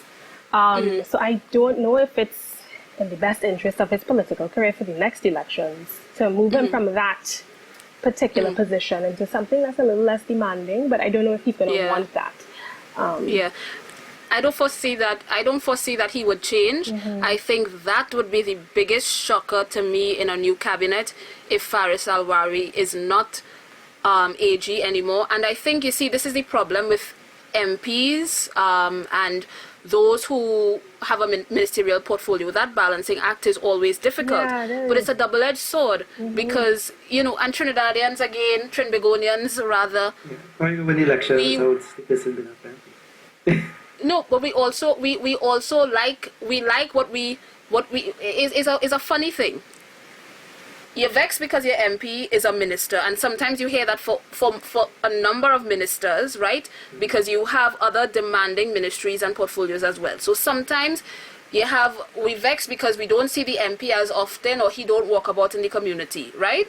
But he's Attorney General, for example. But then you vex if your MP is not a minister, because then you feel like, all this small change, and exactly, and he can't do the kinds of things that other people, especially if you have a minister of housing, who is your MP, especially if you have and housing is another one that is up for grabs currently, being run by the Prime Minister. We'll see if he will shift that. But, it's a double-edged sword. You want me to be an MP, but you want me to be you want me to be a minister, but you want me in the constituency 24/7, but you don't want me to not be an MP because... But in terms of Faris Al-Rawi, again, mixed reviews and mixed views on him and his personality, I think in the context of not Colm's problem, but in the context of his family and family dealings. Yeah. But I think, again, if I were to give him a grade for his performance in the last year, objectively speaking, I would give him an A. Yeah. I would give Colm a B. Why are we giving Faris No, an I'll give him a B+. I'll give Faris an A. And the reason he goes from B to A is for one simple reason. In 2015, upon coming into office, Faris Al-Rawi as AG, for the first time in my recollection, and probably in the first time for the history of Trinidad and Tobago, published a legislative agenda for the next 5 years. So when people say they didn't have a plan, I said, well, you wasn't paying attention, because for that 5 years listed, he had short-term, medium-term, long-term. It's still on the Parliament's website. So you as a stakeholder in whatever area, from gambling and betting, from some constitutional elements, even these financial, in terms of the tax administration, whatever, revenue authority, in terms of national statistics, all these things were in the legislative agenda. And this is coming out of a period, and I don't know if that was of his own volition or if it was because they heard the complaints on the ground from the previous administration. But it comes from a situation where you would go to sleep all well and good, and then you would wake up. And at that time, I was working in the private sector in a business support organization, so we would pay attention to legislative changes. So you wake up 7 o'clock in the morning to a message, oh, this is on the table, this is being debated today. Nobody knows. Right? Nobody knows where this legislation came out from. The stakeholders had no time to consider it, but it's all of a sudden being laid in the House. When you look at the number of joint select committees that were established in terms of having or trying to at least have a bipartisan approach to legislative making, I give him credit for that. Again, I don't know if that's of his own volition or coming from the top, but I would give him that. And so I think that kind of certainty for a legislative agenda is more valuable than people can imagine. I think he's being judged on how much things were completed versus how much he No, but because a lot of it was obstructed, right? A lot of them were. obstructed. A lot of these stuff that you would have put forth. Well, again, which is why I said it takes all 41 of them, but not it's. And but I think it goes deeper than so. In a number of instances, yes, there were obstructions that cannot be helped, but you had the consultations. You went to the public. You went to your colleagues across the floor. So when we talk about campaign finance reform, I remember in I don't want to lie, I want to believe that's 2016, early 2016, they had the forum and they had the discussions around campaign finance reform and legislation in that area and whatnot. And then again, there has been work, I think that was 2016, up to about 2018. I've been hearing about it, but it hadn't come back to the thing. It hadn't been laid in Parliament. But the work, and I think sometimes we want things to happen overnight. So you want campaign finance reform, and you want legislation, but then if I don't do the consultation, you're upset. So I think it's always a double-edged sword in Trinidad. And if you want to have the consultation, that takes time. And if you have obstructionists, if you have people who are unwilling, and it's the same thing with Tobago. Remember the Tobago bill, the amendments to the THA Act, etc., etc. They did the consultations. The consultations were ongoing. I can't remember how many consultations. But again, I don't think some of those large issues are things that we would see overnight. But again, the full proclamation of public procurement, the 3 tax issues, income tax amendment, this, that, and the other, that they had to electronic monitoring of offenders, passed. We also had Fair Trading Act that was partially proclaimed since 2000, and again, I don't want to lie, I believe it was 2006. Finally, full proclamation, so these kinds of things that we don't talk about, had been done. But any last, before we go on and we close, any last, expectations of the next administration? I am very excited to see what they're going to be doing regarding digitization of the economy and diversification, that area that they've been paying lip service to for many, many, many years. Yeah. I do not think they paid enough attention to it in the manifesto, diversification that is.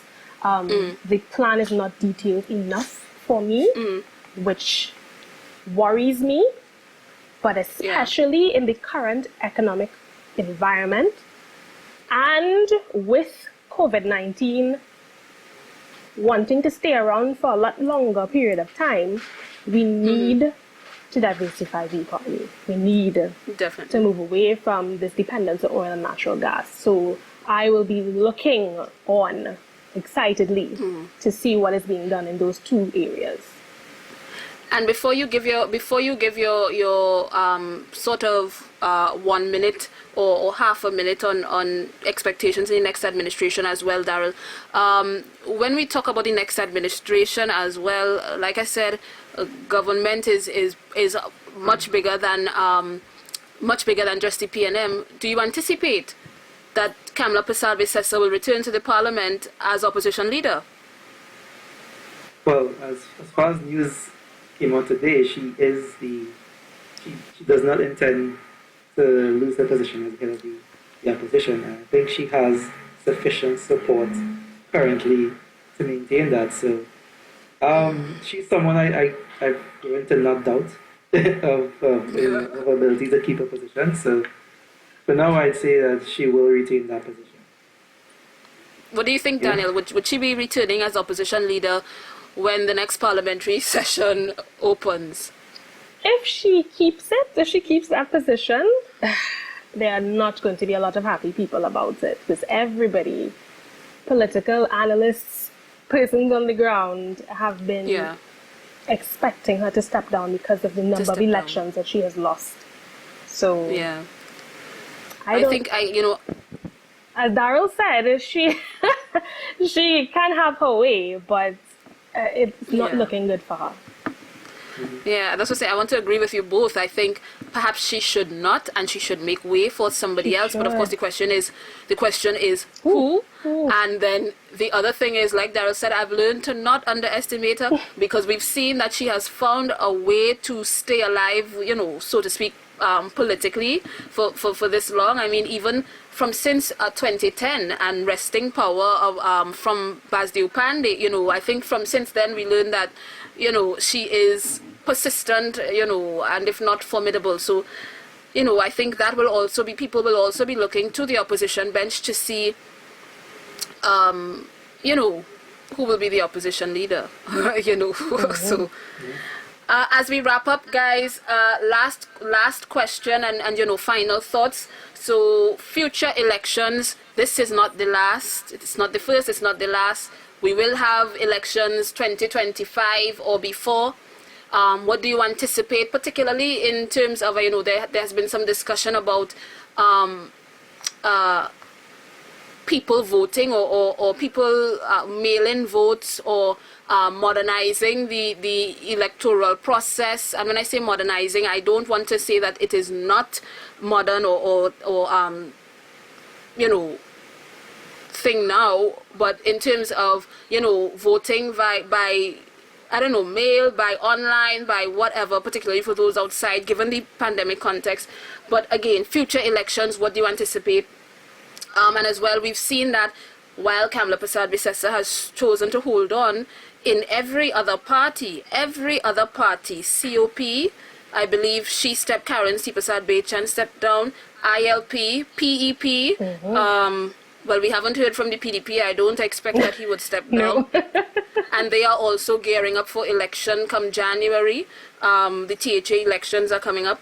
But for most of the other parties who did not win, their leaders have stepped down. So when and then of course we know that Dr. Rowley said this is a transition period for the PNM, and that this could, he said it could very well be his last election. And so, you know, future elections in terms of process, in terms of what you would like to see as well in the campaign, and what we could expect from future campaigns. We talked a bit about the guerrilla marketing. So just some overall thoughts as we look to the future. I do expect a heavy presence on social media marketing to continue. The digital world is the future. So a lot more effort is going to be placed there for sure. And in that same context, all of our processes in the PNM's manifesto, the intention is to digitize government processes. So I don't see why the voting process cannot also go in that direction to facilitate persons who might be outside of the borders during the election period, or to facilitate any number of circumstances, because COVID-19 in particular kind of just put us into unprecedented waters. So it's really a matter of preparing for circumstances similar to this one. Something that I would like to see, and I feel is necessary, is participation and agreement from government and opposition on a plan and a way forward for the country. These are not normal times, and Trinidad and Tobago is running out of times in terms of economics. We need to get our plan together so that we can move forward as a nation. This 5-year moving and switching plans every 5 years is not going to work. We need consistency, and we need a holistic plan that everybody has bought into and is willing to move forward with. Yeah, which is what Vision 2020 was supposed to be, especially even in terms of, and again, rest his soul, I'll give him that, in terms of even the bipartisan approach. I think that was one of the good examples of bipartisan support, I would say, and I mean, maybe it is just the politics of that era, you know, Basdew Pandey, Patrick Manning, in terms of, you know, co-opting and getting the support of the opposition, of civil society, etc., to come up with this plan of action that at that time people said, yes, this is the way forward, and then... Okay, so your thoughts on future elections? I actually think that the traditional voting method of paper ballots will still be a thing in the next election. However, I do see the data being enriched with the background of the digitized public service, because it will be quite easy for us to just match the ID number with the person's demographic. Sorry, you just have to speak a little bit louder. It'll be quite easy for? It'll be quite easy for them with the new digitized public sector to match the voter IDs with the person's demographic data. So we can finally start to get some real insights into how people vote and try to improve that. I would love to see, just like you said, some bipartisanship with regards to a plan, and for political and policy roadmaps to really get the Trinidad and Tobago economic engine working. I don't know where the I don't know where the parties will try to differentiate themselves if that does happen, but I think it's something that definitely needs to happen for the country. I'm hoping it does happen, but I know elections are won by differences. It's hard to make a difference when you work together and stuff. Yeah, I don't know about this differentiation between the parties either. I don't know if that will ever be a thing in Trinidad and Tobago. I have said, and I continue to say, ideological or philosophical differences between the parties are negligible at best. And some of the differences really comes down to implementation and track record. And that's to be honest. We don't have the major philosophical differences that you would see, say, in Democrats versus Republicans or other areas. And I agree. I think that there will be an outlook to crisis voting, so to speak. There will be a retention, Daryl, yes, of that paper ballot and that electoral ink. But definitely, I think and I believe that this has spurred on the need for and it will continue for changes in how campaigns are done. And I think an element that neither of them focused on significant or sufficiently enough is how do you translate not just in the electoral campaign, but throughout the term, how do you translate these policy statements into ways that people can understand? Because again, policy statements are high level. It is neither the time or the place to do the kind of detailed work that people want to see or want to know about, which is why typically you attach or you include an action plan, a strategy plan after. So maybe we don't need campaign manifestos, maybe we need action plans. Yeah. Because again, the people who read policies, negligible, but the people who are involved in action plans, who read or participate, might be that much more, because then it breaks down, okay, when we say we are going to digitize the economy, it means that we have to do, and I think, again, sometimes that's the disconnect between high-level, policy makers and governments and then the people on the ground. Because it sounds nice when we say we want to digitize the country or we want e-governance, and people assume that we will wake up one morning and it will be here. But what that really means, that one thing means 20 different things. For sure. And 50 different projects. And so I think that kind of action plan where when we say this, we mean that one, first of all, we have to amend this act to allow for electronic signatures. Two, then we have to set up the interface. And this is not a legal project now, this is a tech project. And then three, we have to go and do this, and four and five and six. So definitely I think the communication aspect of the campaign is going to take and needs to, because I don't know if it's going to, but it definitely needs to take a more layman approach, even with presenting the data, even with presenting the best intentions. It has to take a layman approach. I think sometimes we give ourselves too much credit. We assume, because even with the dome, a lot of people are saying, of course they don't mean a literal dome. I don't know what a dome is. I'm going to tell you that. You're right, and I have an advanced degree. I don't know what a dome is, right? So I sat there and I'm like, okay, well, a dome? I said, what? Right? Because I didn't understand. I would not have made a public comment about it or whatnot because I don't jump to conclusions, but I also, admittedly, I didn't go and search domes because I didn't have the time, right? If you searched domes, Aurelia, you would not have come up with Iron Dome. You would have come to the thing from The Simpsons. Which to me said that the communication, the way it was phrased, you could have at least put Iron Dome so people would have go and Google that. Would have had a search phrase. Exactly. If I was interested, would have had a search phrase to know. So that kind of, like I said, that kind of layman perspective. And on the PNM side, I would say communication has never been their strong suit. And so they have to work that much harder in terms of how they communicate with the public. Because again, these things, for those of us who are involved in trade and the economy, and we understand global environment, and we understand that these plans for economic development, we see the links between it by just, again, looking at phrases or looking at snapshots. There are segments of the population who just don't know, and you have to bring that high-level policy down to the citizen. Again, now we've been chatting for over 2 hours, guys. So I'll give you a chance to wrap up. Anything that you wanted to mention about the campaign, the electoral process, about the next administration, Trinidad and Tobago, youth participation, anything that you wanted to say that you didn't have a chance to get off your chest, this is the soapbox. Get it off your chest. Tell us. Daryl, I'll start with you in your wrap up and your thoughts. As soon as our election wraps up, whenever it does, as of this recording on the 12th of August, even if it's within the next 3 months or so, who knows? I think it's people have always said that downturn is also an opportunity. And I think. Sorry, again, a little louder. People said that. I said people always say a downturn is in itself an opportunity, and I think that we have an opportunity to, really transform some of the things that we do in the next 5 years and going forward.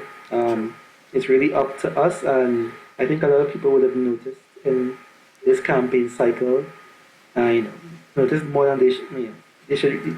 People would have tried to notice, and then now they're really interested in being active with their politicians, with their MPs. I'd love to see that change in the next 5 years.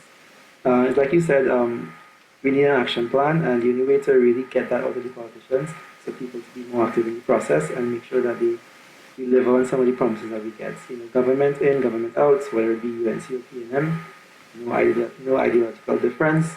We need to get things done, and the only way to do that is for more people to get involved. So I'm looking forward to seeing that over the 5 years and seeing what we can come up with.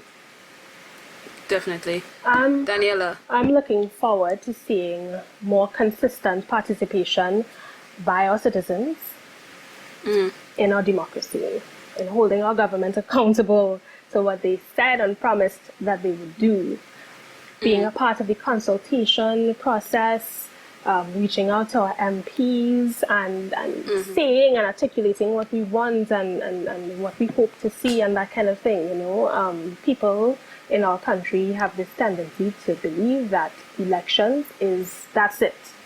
Next 5 years, I'll participate again. But there's so much more to this, this governance thing, and the result of the elections has been so close. So for me, the sentiment on the ground has been a lot of unhappy people.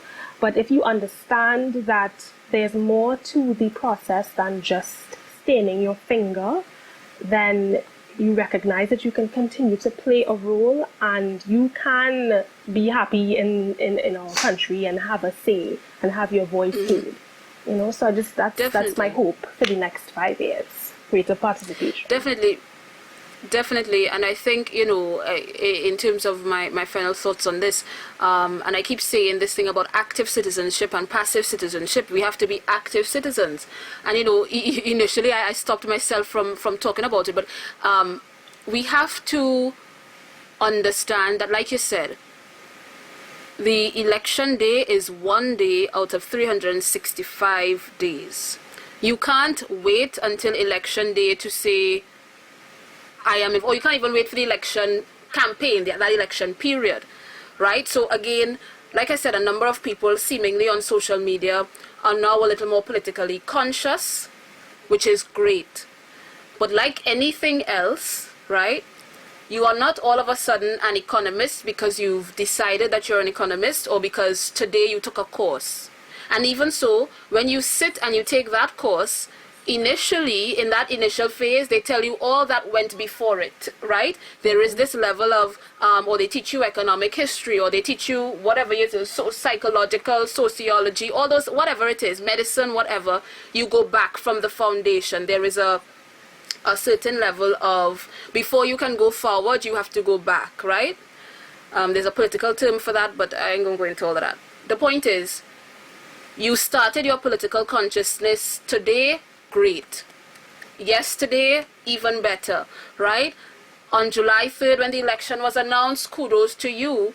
But how are you now shaping and informing your views and stuff based on one, our political history? And when I say political and politics, I don't mean party and partisan. I mean, you are now socio-politically conscious. You have to take into consideration things outside of just party. You know what I mean? Mm-hmm.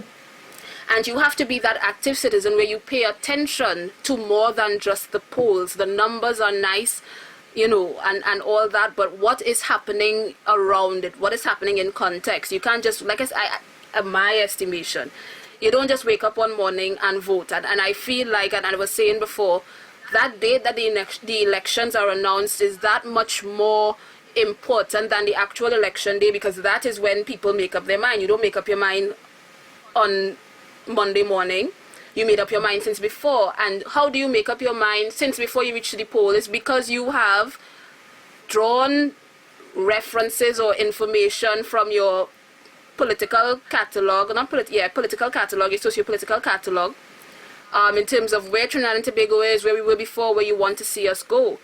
And the thing that will get me in trouble, because again, young people, and I saw the candidate for San Fernando West and leader of the what is the name of the party? The Guiding Flame. Right. He commented in the newspaper, you know, even before the election was done, but also again, I see this narrative of, you know, and he wants to talk to the EBC because there are issues with elections that prevents third parties and young people from participating. And there may be challenges with the electoral process. And some of you may know it, and my panelists alluded to some in terms of the pandemic voting and things that could be changed, things that could be better. Yes. In the conduct of polls, however,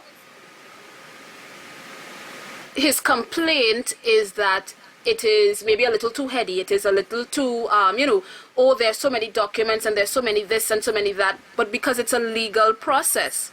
And my thing about youth participation is, again, we want to participate. Those perceived barriers to participate aren't barriers. The barrier that you have is not even, and in this case, in the electoral process, not even access to information. The barrier that you have is getting from outside of your own self that things must be handed to you. You have to, and that is putting on your big boy pants in my estimation. You have to get the people around you. If you don't understand, you have to say, I don't understand early, and get the people around you who can help. And I'm sure if it is a youth party, that there are youth or young people who are lawyers, who are familiar with the legal jargon, those who are involved in politics and public policy and all that kind of thing, who could help you fill out Form 69 and Form 49 and L2.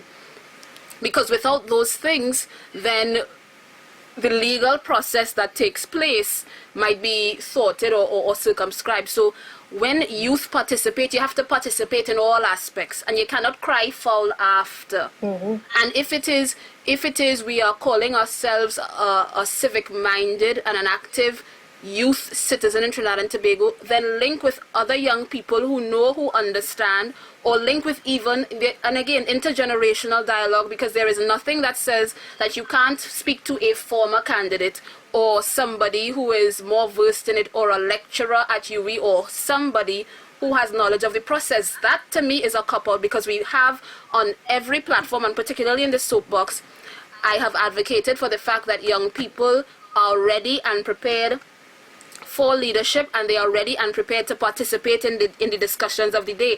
I don't want any handouts. There is no need to dumb things down. We will rise to the occasion, and I feel like we need to rise to the occasion in a very professional and in a very active way. I was very much taken back by those statements. I think that it would be a failing on our part and for youth participation if we say that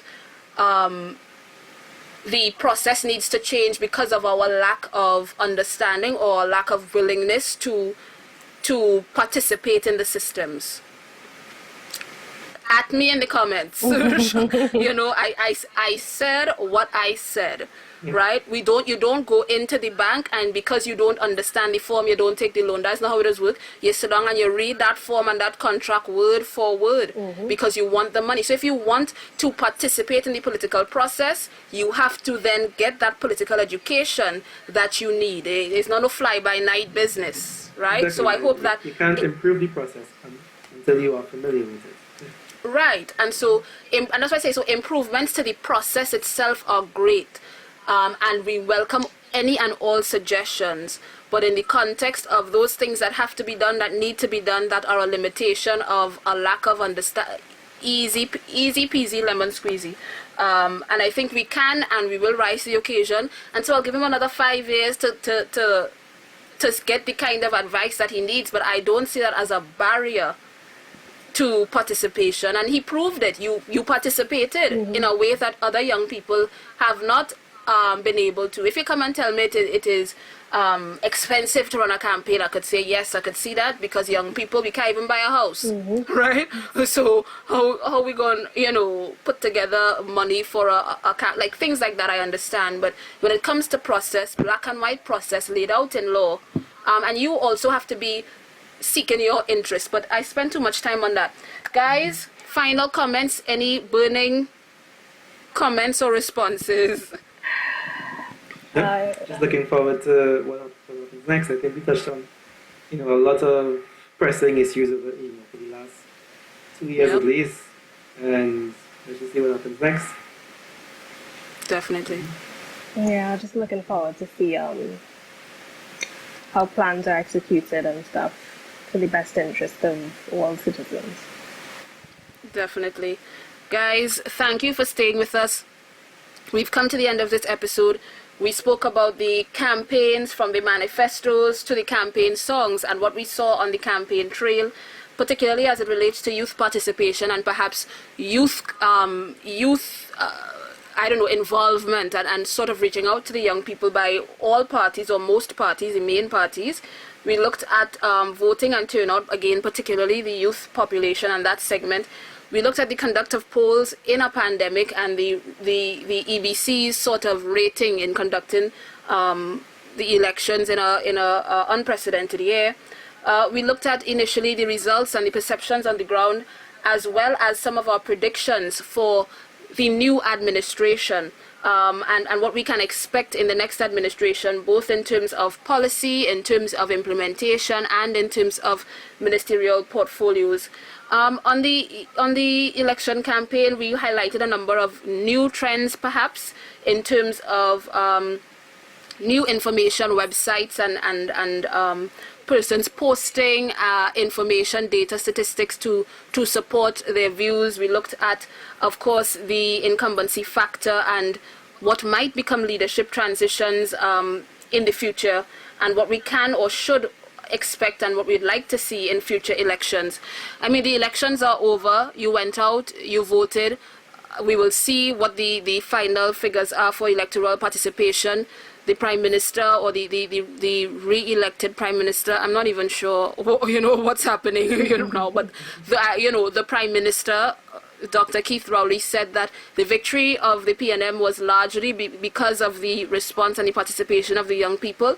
The data will tell us, hopefully, we will have disaggregated data this year. A girl could dream. But we covered a lot in this segment, and catch us at the next one. Don't forget, the elections are over, but you still have the place, the space, the opportunity, and the responsibility to get on your soapbox. Thank you guys for joining.